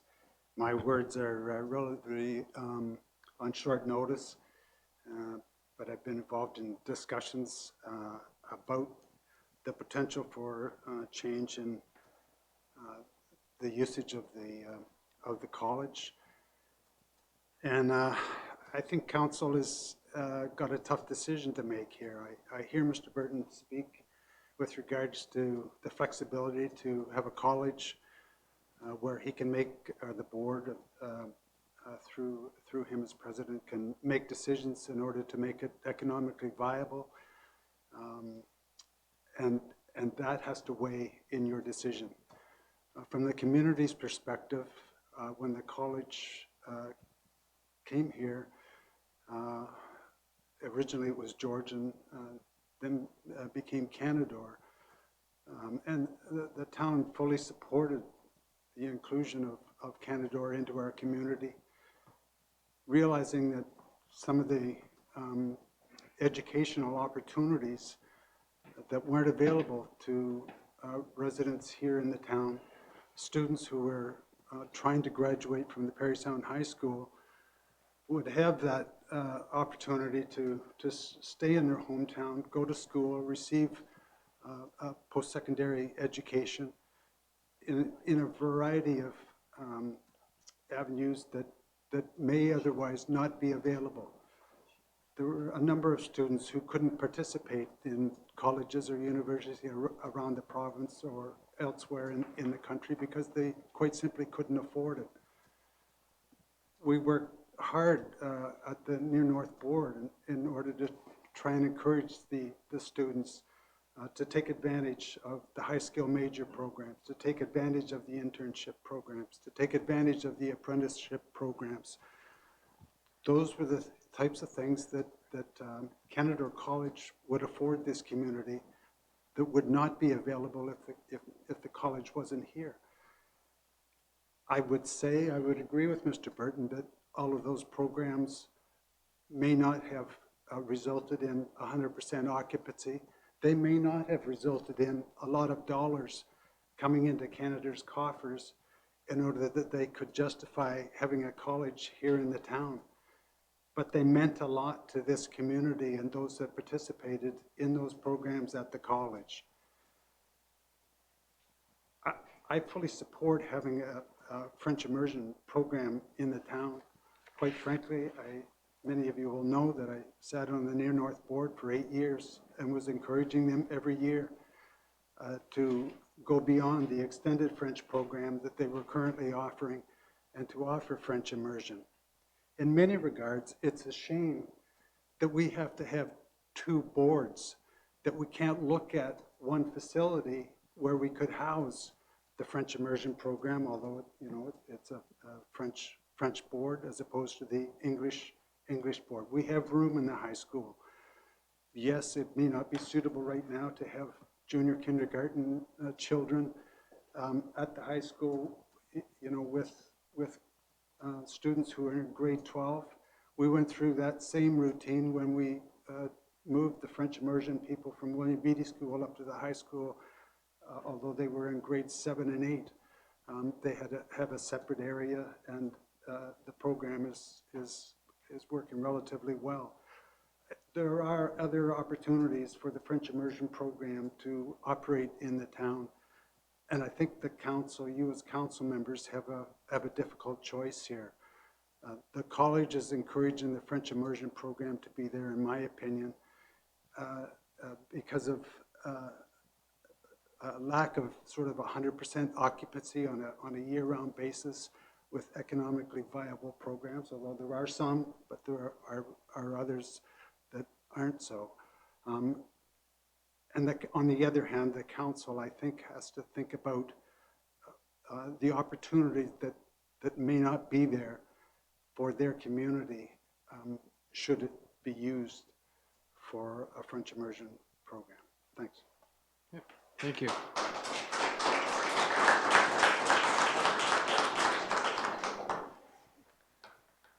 Is there anyone else who wants to speak in opposition?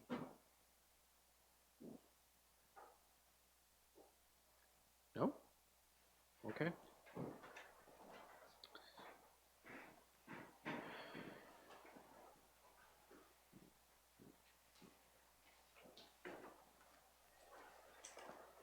Mr. LG, have there been any letters received as a result of this notice? Yes, there has, Your Worship. Last count, we have 34 submissions, 1 letter which includes 15 signatures of support, a petition of approximately 500 opposed signatures, and 29 letters of opposition, including 1 which has 12 signatures on it. We heard many of the details of these tonight, but in favor as a group of parents who note that this is a short-term solution and that it's not permanent, it's only a 2-year proposal. They trust the school board with the safety of their children. They've done their due diligence in looking into this. They were aware of the scenario when they enrolled their children. A school brings well-paying jobs to community and offers new choices to parents and their children, and it also promotes diversity, inclusion, and gives opportunities. Opposed, as some of the points we heard tonight, that the Canada received funding from multiple layers of government to be a college, and this undermines the reason of the funding. The town built infrastructure to support the college. There are fears of this opening the door to allow the college to exit town and transition into an elementary school. It's not an appropriate location for either children or adults to be sharing, as it requires a sacrifice on both users. Bathroom facilities are not appropriate. It will negatively impact the economy.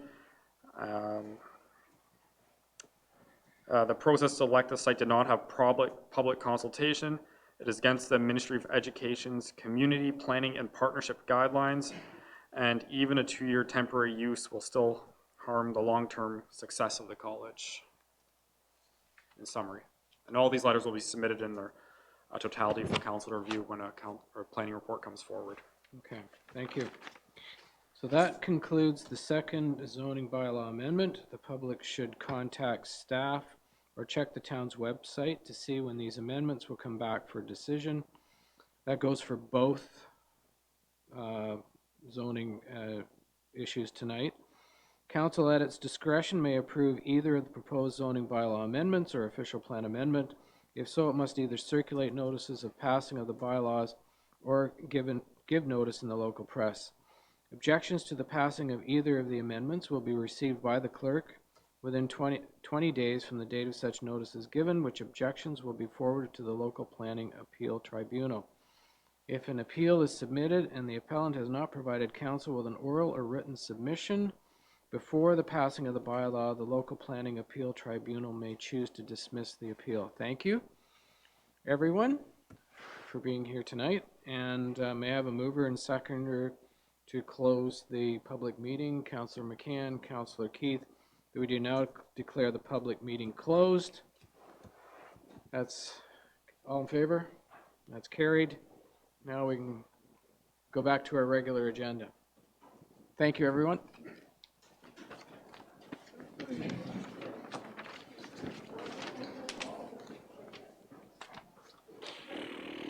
Sorry. I'm going to see if I can catch George at this count and see what he says. Yeah.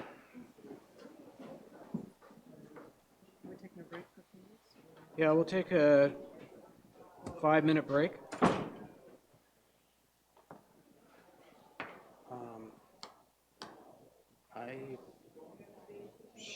She's in surgery right now, so I may just do a few things or whatever, and then I may leave partway through the meeting. Okay. I would like to move Chris's bylaw up for the Yes, trestle. yes, okay. Okay. So, All right. yeah. I'm gonna. Fortunately, it's a short agenda from here on. Yeah, I know. There are no deputations. Oh, okay. There are no deputations listed. Okay. That's right. Yeah, looks like everybody's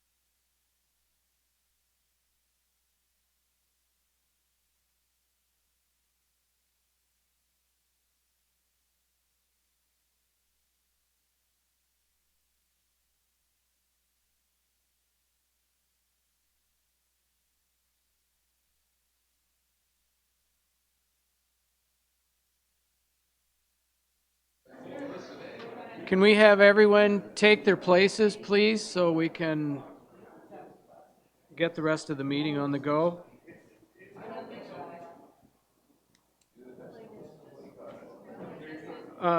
That's okay. We can we have, can we have everyone take their places, please?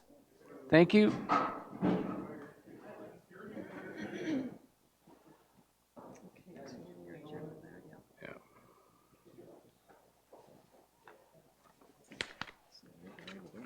Yeah. Get back out of here.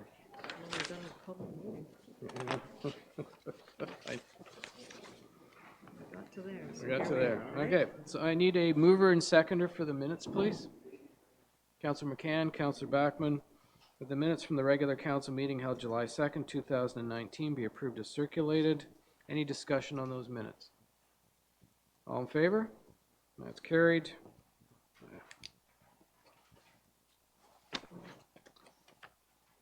Any questions of staff?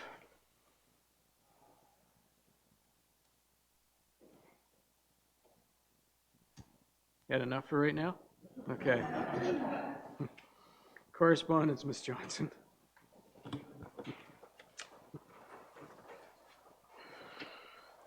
Worship, there were 7 letters of correspondence entered. Jane Hinchcliffe wrote with concerns regarding the communication around the Wabick Street reconstruction project and had also specific property concerns of her property affected by the reconstruction. This letter has been referred to the Director of Public Works for a response. The second letter is from Brandy Harris Green, the treasurer of the Rotary Club of Parry Sound. As included in the letter was delivery of a check for $2,500 towards a splash pad with a caveat to retain the right to reallocate funds if the splash pad is not built. So the letter and check have been referred to the Manager of Parks and Recreation and to Director of Finance for the funds management, and a letter of appreciation has been sent to the Rotary Club on behalf of the Council for their fundraising efforts. Bill Liggins has written with a request for the installation of audible traffic signals at the Church Isabella Street intersection. This letter has been referred to the Director of Public Works for a response. David Pierce, the Supply Chain Officer of Stewardship Ontario, wrote with the industry funding for municipal blue box recycling for the first quarter of the 2019 program year, and included with that letter is a check for the industry funding of the program. This letter has been simply filed with funds towards the funds directed towards the Finance Department for management. Joe Bolesky has a letter with concerns regarding the effects of a block culvert on his property. This letter has been referred to the Director of Public Works for follow-up. Stephen Covey, Chief of Police, the Corporate Services of CN Rail, has written regarding Rail Safety Week, September 23rd to 29th of this year, with a request that Council adopt a resolution in support of Rail Safety Week, and this has been referred to the consent agenda with the resolution prepared for this evening. And the last item is a letter from Chris Pettinger of Trestle Brewing Company. Mr. Pettinger provides an explanation of his request for parking relief in support of the zoning bylaw amendment application and measures he is taking to ensure maintenance of sufficient parking.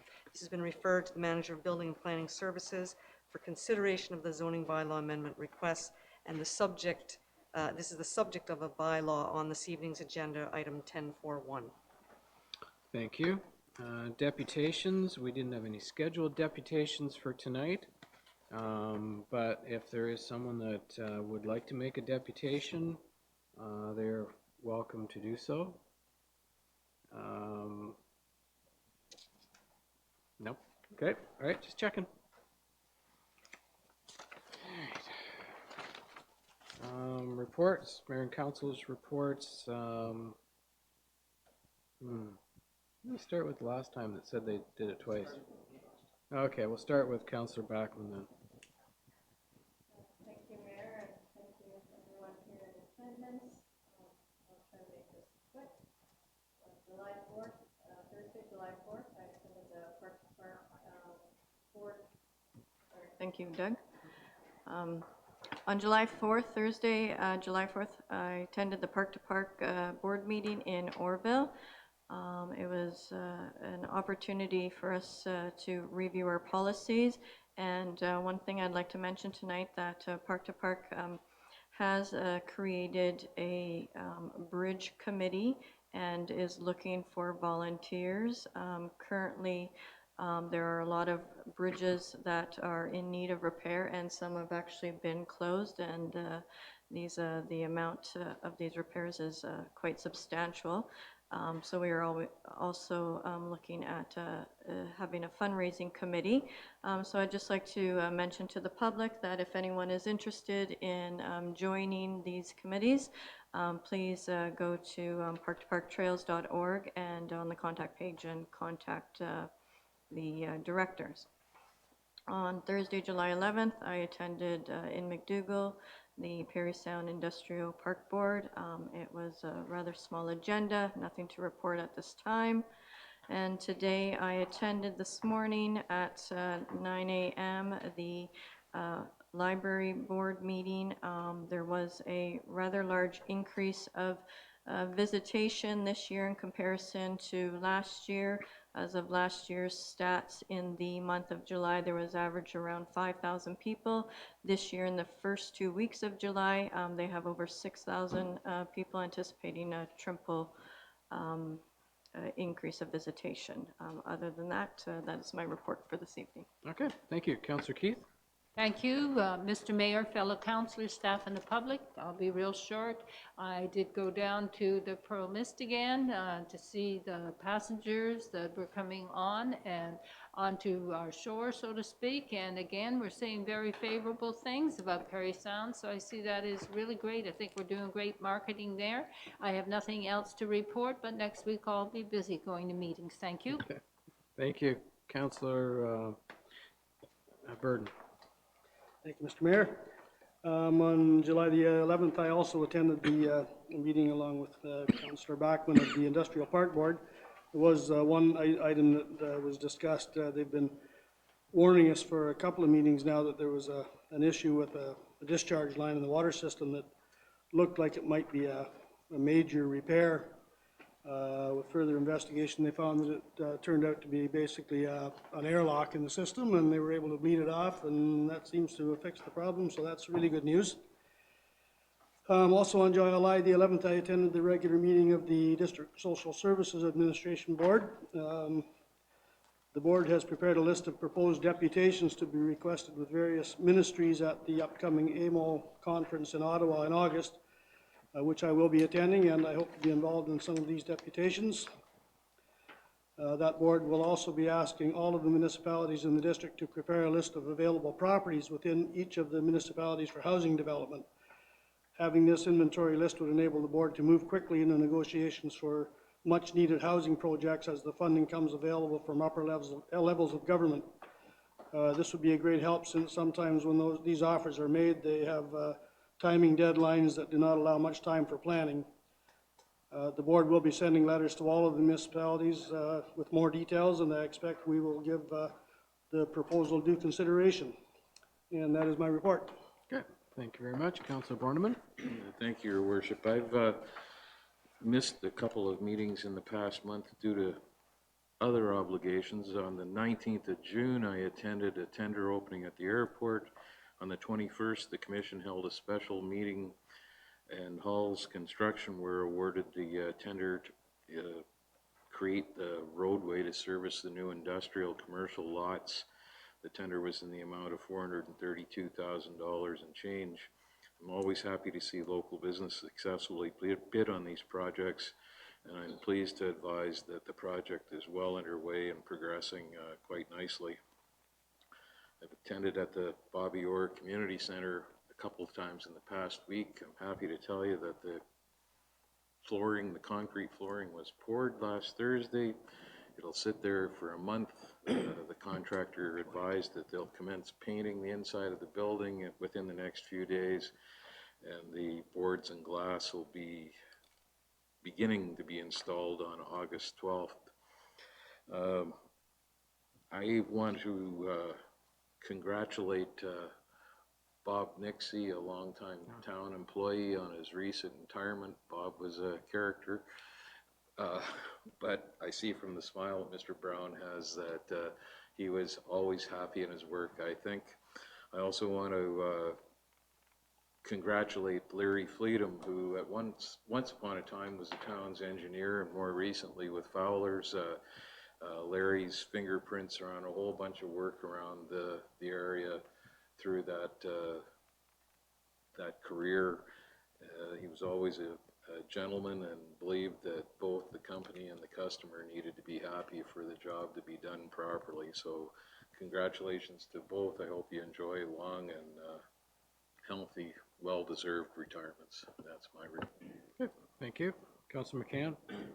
Thank you, Mr. Mayor, and fellow councillors, and folks here, staff, and those who are here in the chambers and watching at home. Short meeting indeed. As Councillor Backman mentioned, I too attended the Parry Sound Public Library Board meeting this morning. In addition to what Councillor Backman had mentioned, the library's fundraiser yard sale was a huge success. Some $1,745 was raised last weekend, or I guess maybe 2 weekends ago now. And so thank you going out to everyone who came out and supported the cause. We accepted financial statements, and we talked about some needed repairs outside following some rather slight but annoying vandalism. So we hope to get to the bottom of that. Anyhow, that is my report. Okay, thank you. Council, staff, and public, I'll keep my items brief as well. Been busy with meetings the last couple of weeks. July 10th to the 12th, I attended the AMO executive meetings and MOU meetings at Queen's Park, and also some special committee meetings. July 13th, I attended the 90th anniversary celebration at the Parry Sound Golf and Country Club. Amazing 90-year history with lots of stories, some that involved explosives, which was quite interesting. So congratulations to staff, board of directors, and the many volunteers, both past and present, that have helped make the club and the course certainly what it is today.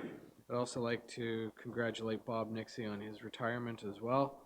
And a reminder that Art in the Park starts July 19th for this weekend, and that the Festival of the Sound, which marks its 40th anniversary, also starts on the 19th as well for its 3 weeks of events. And that's my report.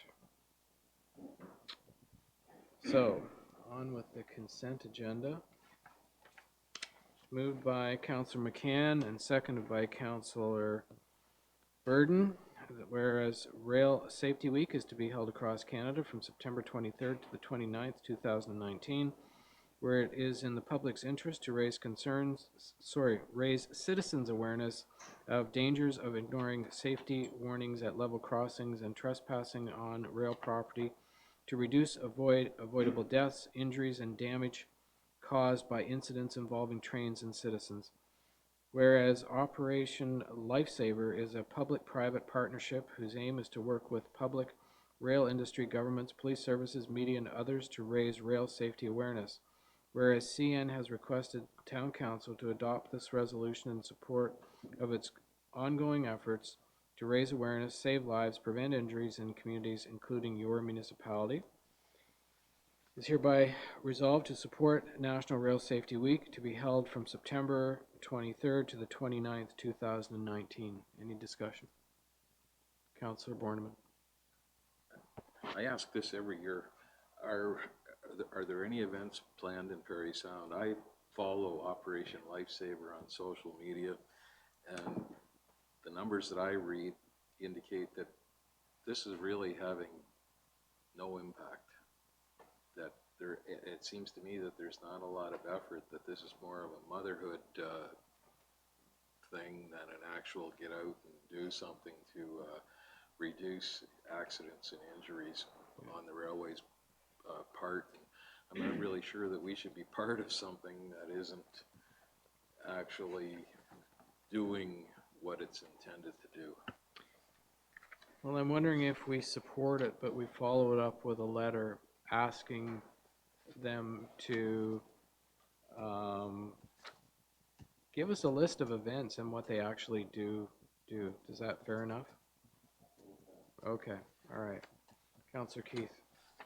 Might I just add to that letter that we asked them, what are they going to do in Parry Sound? Like, it's not just what events are they doing. We'd like to see something going on here. It can happen. Yeah, Yeah. maybe that Yeah. could be added Yeah. to the letter? Oh, yeah. Yeah. Thanks. Yep.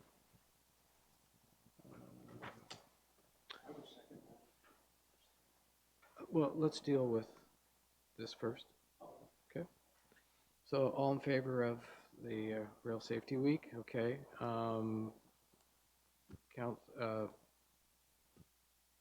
I guess Councillor Keith and Councillor Borneman, and really they started it. So I guess move their letter be written to CN asking what they actually do for Rail Safety Week and whether anything is going to be done in Parry Sound. Yes. I'm asking not just whether anything is being done in Parry Sound, is when will something be done in Parry Okay, Sound? that's fine. Yeah, okay. Thank you. That's even better. All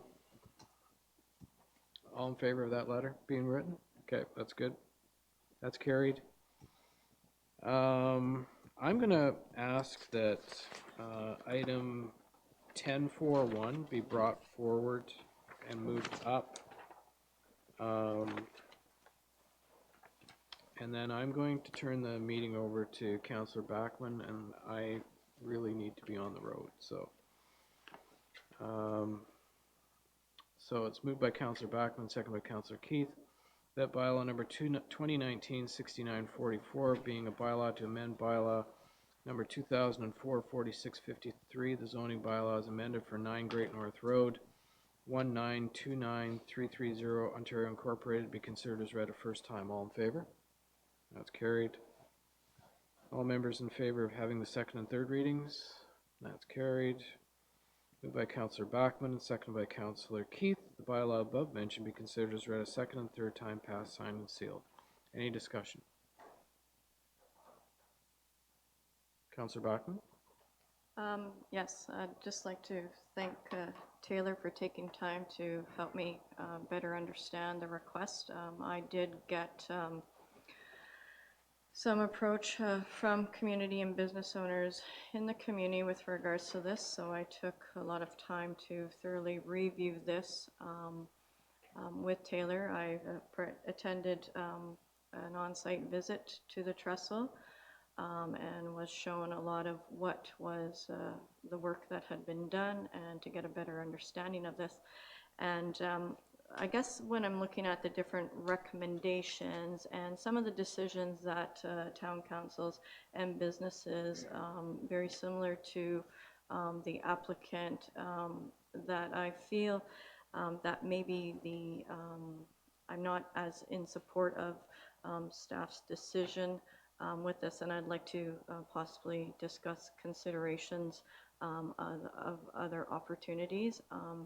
I think that the fact of this is that we do have certain rules in place with respect to our process, and that is a concern that you know, if we don't follow a rule for one business, whereas other businesses in the DBA or who were not in the DBA at the time did have to pay cash in lieu of parking. And then upon becoming a member of the DBA, I believe is the correct term, they were rebated or refunded. Taylor, is that correct? Yeah. Microphone. Sorry. If you pay cash in lieu fee, then you later correct the issue subject to the terms of cash in lieu parking agreement, that money can be refundable. Confirming that. So one of the things that through this investigation that is that I realized in our policies that we don't have policies that really speak to you know, the seasonal extended parking that is required. It's obvious that this is a new business. We definitely want to foster and encourage everything that all businesses. So I think that in reviewing this with regards to our own policies, that you know, the cash in lieu of, I think, is really speaking to parking that is being considered full-time. Also, the policies were created many years ago when we had 3 clinics in our downtown, and there were a lot of parking issues at that time. So I think the value for that really speaks to full year, all season occupancy. That's probably not going to be the case in this. This is a new business. It's the hot ticket in town. And I think that, there's an opportunity that they do take a lot of interest in the Downtown Business Association, and most recently one of the owners ran in the election to join, to be a director on the DBA. So the business is somewhat, has shown some desire to be part of the DBA, but also would definitely benefit the DBA, and has already shown a lot of partnerships with different DBA members. So based on going with the fact that this might give us an opportunity to reevaluate our policies, I would really like to take this opportunity to put forth a motion to offer a 2-year temporary use for this. Obviously, it is shown in the report that there was a very calculated risk when moving forward with this expansion. I don't think that they knew what they were getting into in the sense of what the options are and the process. However, I think it's a good that this somewhat evolved in this capacity because, again, I think that there's an opportunity for us to evaluate, again, our policy with regards to the growing trends. Again, our policy was created over 6 years ago, as I understand. So maybe these policies might not, again, be supportive in this recommendation.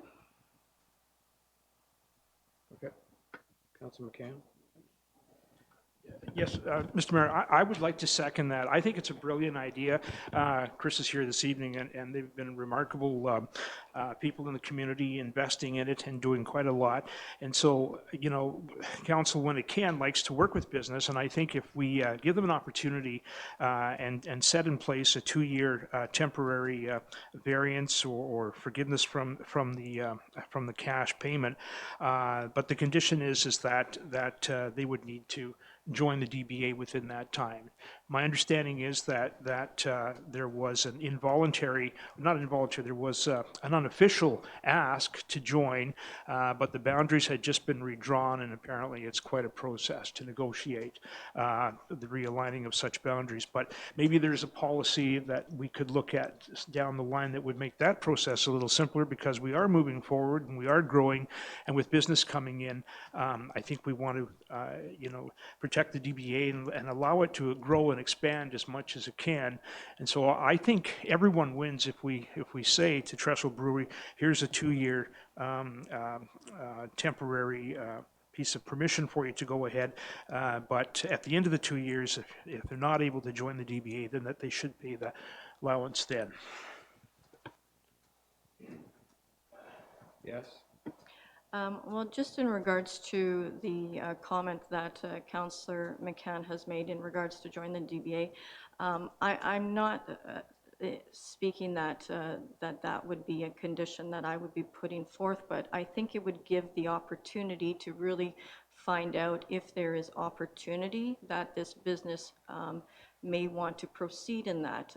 Again, I fall back onto our policies, and when we have if we're going to amend this and waive those cash in lieu, it just doesn't set the tone that I think that, is something that I would support, because we have received and accepted cash in lieu from businesses in the past. So I think it would be an opportunity again for us to review our policies, and maybe that financial amount may be significantly decreased because we do put some kind of policy in place that speaks specifically to seasonal businesses that may require that extended parking, not all year long.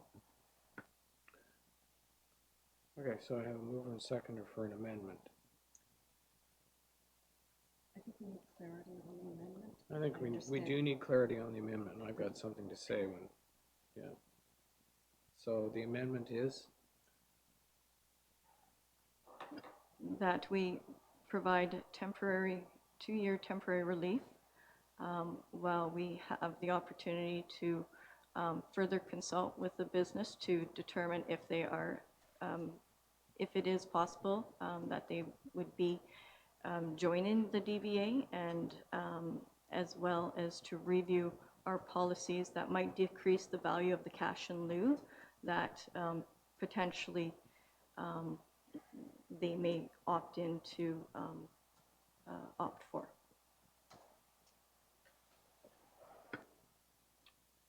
Councillor McCann, what did you? So, so I'm not sure if I understand. So are we asking for a time to live for this condition? Like, should something expire at the end of 2 years if the company's not able to join the DBA? I'm just not sure what you're getting there. Well, I think in the matter of fact of the policies that we have in place, and that policy is if they are not, as specified in the report, if they are not going to, if we are not going to do the amendment, then one of the other options would be applicable. Should be the, does that make sense?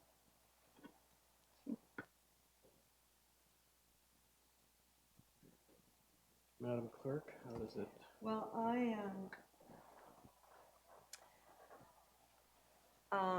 I have that council approve as a motion, sort of in a summary, and that hasn't yet been seconded, that council approve a 2-year temporary relief from cash in lieu of parking while the town further consults with the business, i.e. Trestle Brewing, to determine if it is possible for the business to join the DBA while the town reviews its policies.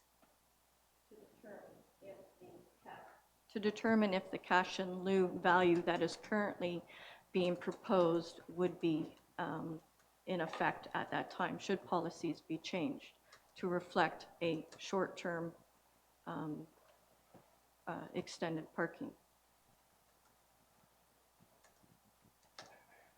Because it is, as previously stated, this is something that, again, is in our policies, and we have accepted other businesses have had to pay this, and I just, again, don't feel that it is in support that we do it for one and not the other. So if I may, so in terms of trying to craft the resolution and getting to the points, I've added some and I'm still not sure that I have it. So let me try. That council approve a 2-year temporary relief from cash in lieu of parking while the town further consults with the business Trestle Brewing Company to determine if possible for it to join the DBA, and while reviewing policies to determine if the cash in lieu that currently would apply is applied, that currently would apply. If there was a change in the amount of the cash in lieu. Because currently we have there is nothing in our policies currently that speaks to seasonal businesses. And one of the concerns I'm having is that this amount that we're proposing in this report, if we further investigate, might not be as substantial, and that might be an option for that business if none of the other options Councillor evolved. McCann. There would have to be a train going by. With respect to what Councillor Backman is saying, I think that leaves things open to interpretation. What business is year-round, what isn't, who's specifically tourism. I think, to be fair to other businesses, that we have to rule on what is in place right now, and I would suggest that the condition is that within 2 years, the cash payment must be made if you know, if indeed we don't, if they're not able to join the DBA, and and I think, as Councillor Backman is suggesting, perhaps maybe if the policies change, perhaps maybe we might owe some refunds to more than one business at that time. So to have this move forward, someone needs to second this. But I'm going to say something. I found out about this afternoon. The applicant had never been told. The applicant is in favor of what staff have proposed. So to bring this now, here on this, I mean, it's totally, like, it's out of sync with what we've got. And we don't have anything other than what is being said tonight, okay, as being a concrete proposal or what's being put forward. So, you know, I ended up getting a call from the applicant this afternoon saying, hey, what's going on? You know, this is what staff are recommending. I'm totally in favor of it. I want to move forward.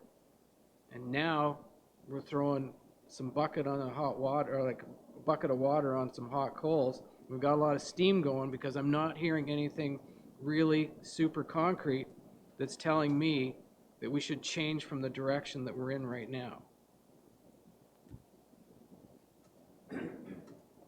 With respect, Mr. Mayor, I hear what you're saying, but we're here tonight to deliberate this and to talk about this. And Then somebody needs to second whatever the motion is, but right now, I think we're having a little trouble deciphering what it is that we actually are looking at here.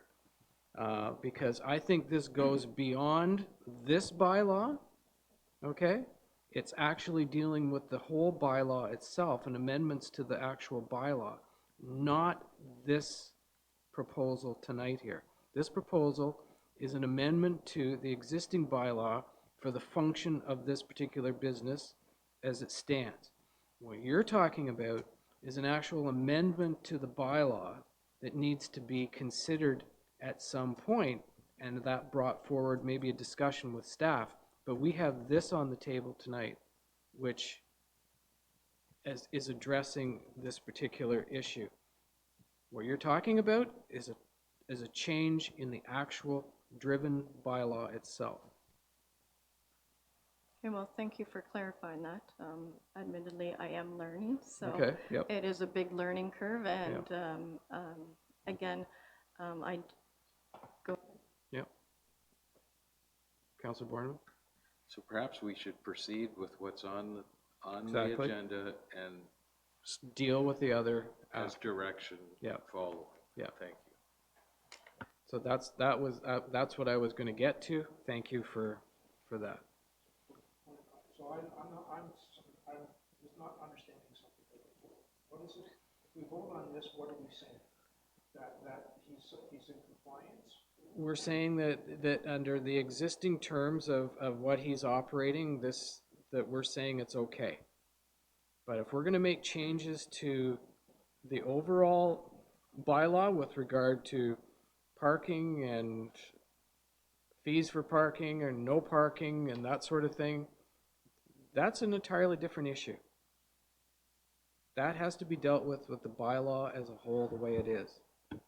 And that needs to be, if you want to make that recommendation after this, go ahead. So the way it reads right now, because the patio was open, is he not in compliance with the bylaw at this point? I'm not going to say that the applicant didn't open up the patio before it happened, before this was done, but they have a summer season that they're trying to meet. so that they can capitalize on business, and I get that, because it is a very short season, and it's a very short season this year because of the weather that we've had. So, you know, it's work with what you've got. It's in front of you. If you want to change the other bylaw, then you can do it afterwards. You make the recommendation to do it then, because that's not this. So so if we support this, how do we undo this? Like, if like, when was this applied for? Back in the springtime, and we're dealing with it right now with the summer's half over. I'm not sure what the delay was about. We had a public meeting just a little while ago, and we discussed this, or whatever. We had, I think, one objection. But I'm saying, couldn't we've had that meeting earlier in the spring so that we've had time to deal with that?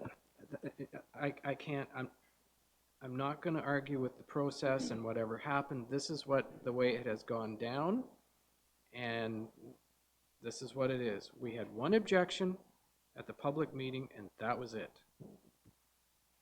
No letters of objection. There were letters of support. Mr. Elgie. In regards to Councillor McCann's question, I believe the rezoning application was submitted late May. We had our public meeting within the statutory timeframes. You have to have it within a certain amount of time after deeming an application complete. And now we're having the decision meeting. So that essentially this has progressed at the rate it has, because that's the only way it can occur with the frequency of council meetings and Planning Act timelines. I like Chris, but I can't support this in my own conscience. I'm sorry. Well, that's your opinion, and you can do that. But if there is a change that you want to make to, like I was saying, to this part of the zoning bylaw, it's got to be done in a proper fashion, and it has to be done within the bylaw itself. But this is under the conditions or whatever, and the recommendation from staff.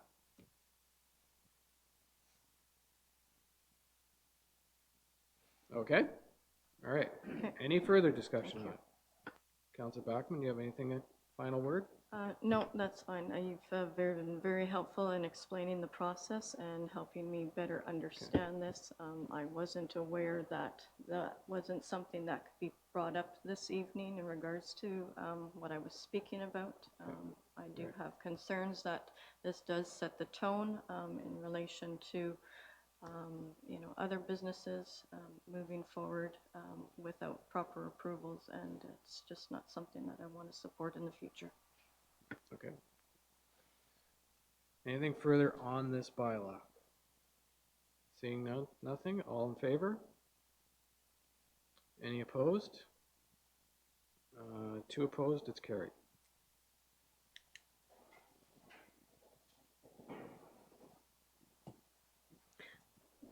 So if you want to make a direction, okay. Based on my comments, I would like to put forth direction that in the near future that we reevaluate our bylaws surrounding these types of amendments with regards to the parking, cash in lieu, and seasonal. Okay, so you'd like to review the bylaw with regard to cash in lieu and parking? Correct. Okay. Seconder for that. Councillor McCann. Okay. Any discussion on the direction to review the parking, or the parking, cash in lieu and parking bylaw? Any? All in favor? Reviewing it? It's carried. Okay. I am going to turn the chair over to you, Councillor Bachman. I have to leave and find out how things are going. My wife.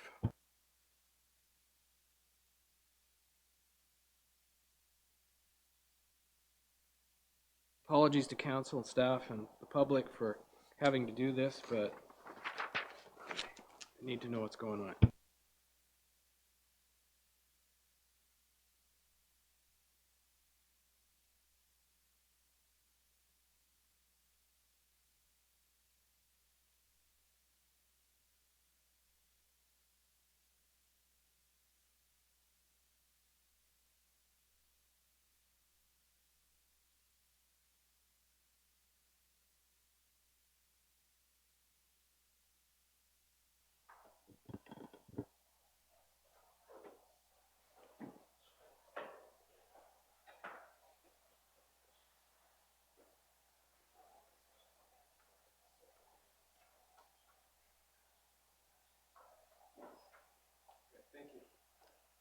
Thank you.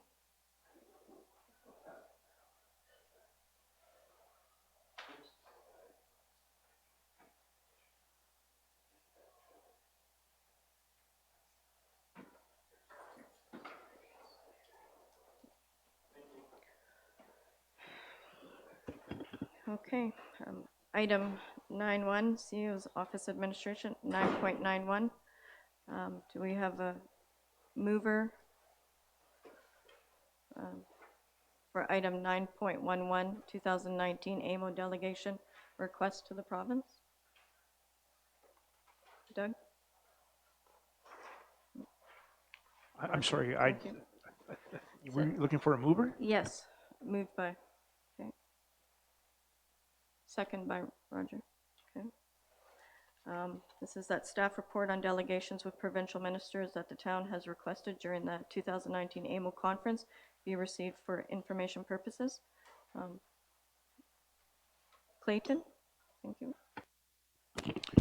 Thank you, Madam Chair. I think it's important that the council and the residents know how the delegations work and what is of interest to council and how we're trying to protect the municipality's interests on these subjects. There's 3 subjects that we've requested a delegation on with the ministers. One is the M&R property at 7 Bay Street. One, as they plan their use for that property and where the M&R may relocate, I want to emphasize the importance of having those jobs remain local, not necessarily on the waterfront, but certainly very local in the Parry Sound area. And secondly, that parcel is integral to the redevelopment of the waterfront, and we want to express the town's interest in being involved in that process. Second, we've made delegations in the past. Council has asked on a couple of occasions to be excluded from the planning board. There's no regional official plan. The time it takes for an applicant to go to the planning board for a decision delays approvals, and there's added cost to the applicants, which the municipality, the town, doesn't see any added value to the applicant in that process. So it's time and money without added value. So we want to speak on that topic. And the third topic is to follow up on a resolution that the town passed with respect to the Assessment Act and the section in there that was referred to as relief of the poor. That's a very loose definition, and through case law, the application of that section of the Assessment Act keeps getting broader and broader and broader, and municipalities, including the town of Parry Sound, lose assessment when that section of the Assessment Act is applied, so we'd like to see some changes to that. So those are 3 topics that town council is going to be delegating on. Those delegation requests have been received by the province, and they'll be trying to schedule some time with the mayor and anybody else that may be attending from town council with the appropriate minister. Thank you. Are there any questions, comments?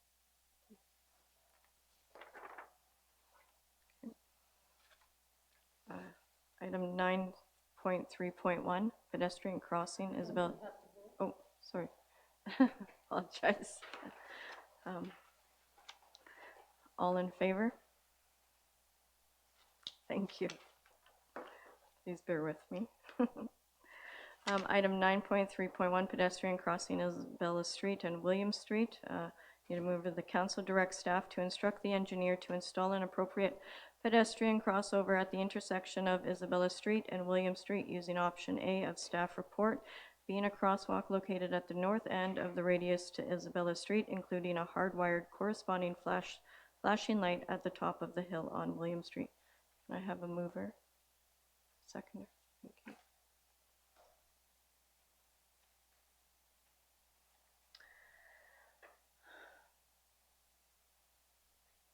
Are there any questions? Peter, would you like to speak with that, to that?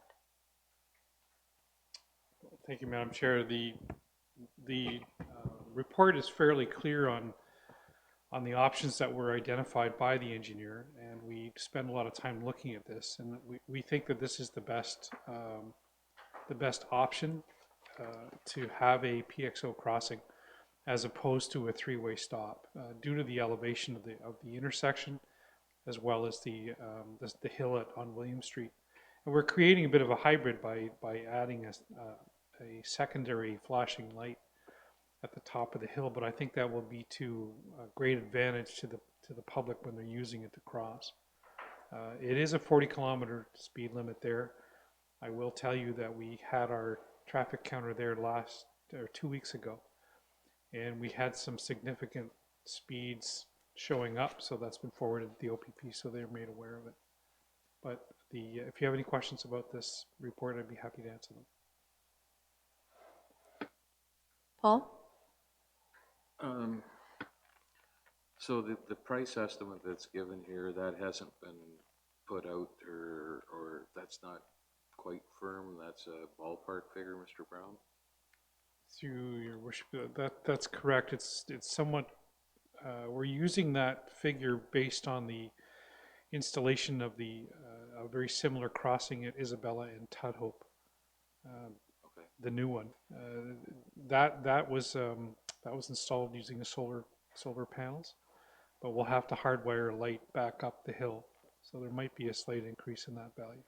And is there a timeline to have this completed? I'm just looking at school startup. Is that feasible? Is that doable? My goal is to have this done for the opening of school.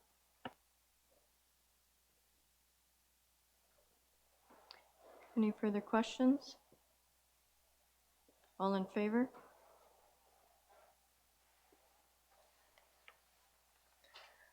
Item 9.3.2, resolution for the council to receive the bottled water report for information only. I may have a mover and a seconder.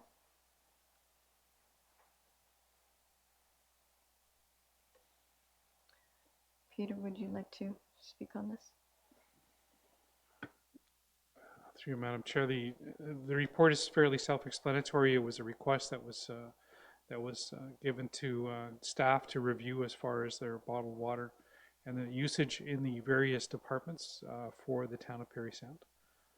And if you have any questions, I'd be happy to answer them. Does anyone have any questions? Councillor McCann? For Mr. Brown, so I appreciate the spirit of what this is all about, and I'm guilty. I use water bottles, but I'm a fanatic about recycling. In terms of, say, in this building, for example, we're using water bottles. We have blue boxes. Would you say that most of them are being diverted from landfill sites because they are going into a recycling stream of some sort? Through your worship, all offices have blue boxes in this building, and they are taken advantage of. They are used on a regular basis. We don't see very many bottled water, many people coming in with bottled water in this building. They're used, the containers like this. We have taps that are here that are easily fillable. So we don't typically see it, but when we do, the blue boxes are utilized, and then they're disposed of properly through the recycling. Exactly. Well, the fact that this is for information purposes, it's good to know and good to have anyhow. So I'm just curious.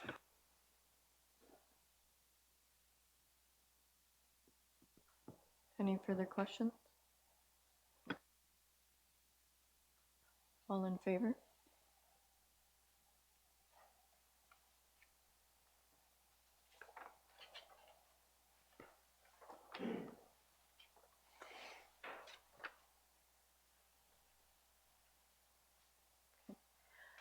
Um, 9.3.1, resolution that the council authorizes, moved by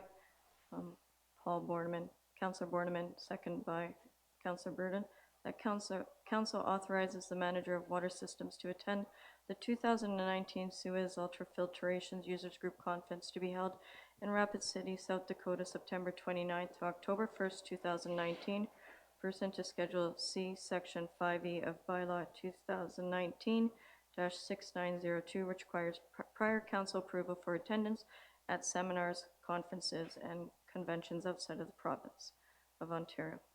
Any question? Councillor Keith? Yes, I have a question for Mr. Brown. It seems that each year, I appreciate the importance of going to conferences and getting more education and networking. And I'm wondering, when new ideas come back, how do you follow them up later on to see if some of those new ideas ever get incorporated? Do you have some sort of chart over a period of time that says tickety-tick, 5 new ideas, and therefore we actually saved X number of dollars? Is there a way you follow that up and add out? Through your worship, there's when the manager comes back from these particular conferences, he does bring back some interesting and innovative ideas that he tries to incorporate into the water treatment system that's here. But you have to remember that our system is 14 or 15 years old, so there's only so much that he can introduce.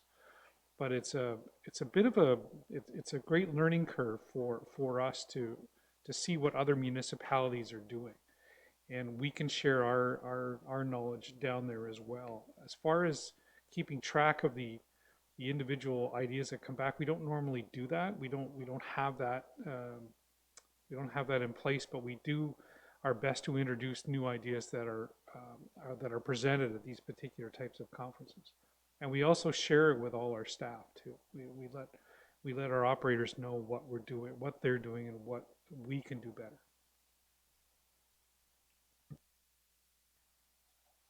Yes.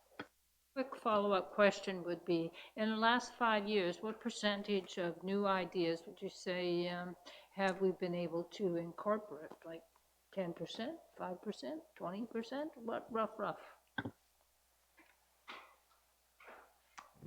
Bit of a disadvantage, Your Worship. I'm not sure if I can give you a percentage, possibly 10%, possibly 20%. But having said that, we're always looking for new ideas, and we incorporate any new ideas we have at other conferences as well, like the Georgian Bay Waterworks Conference or the annual AWWA conference. So it's sort of a combined effort that we incorporate all those conferences and bring in the ideas that we can utilize at the water plant, as well as in the system, at the towers, in the distribution system, all that kind of thing.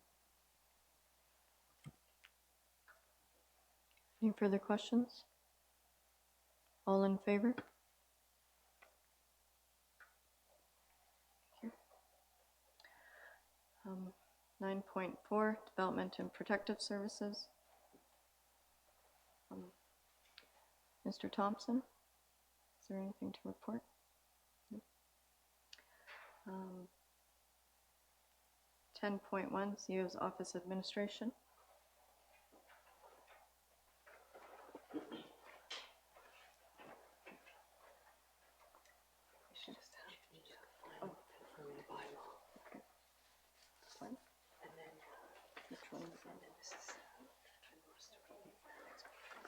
Here. This one. Yeah, well. Okay.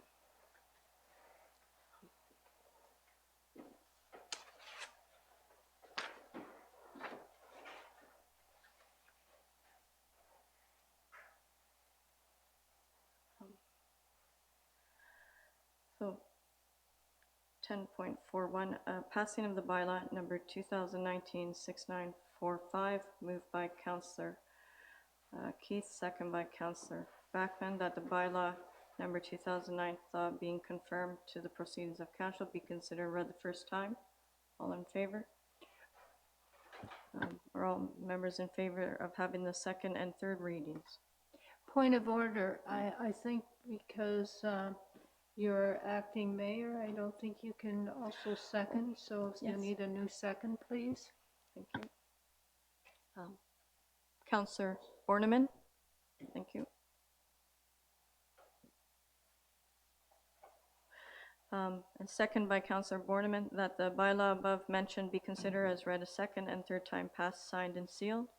All in favor? Carried.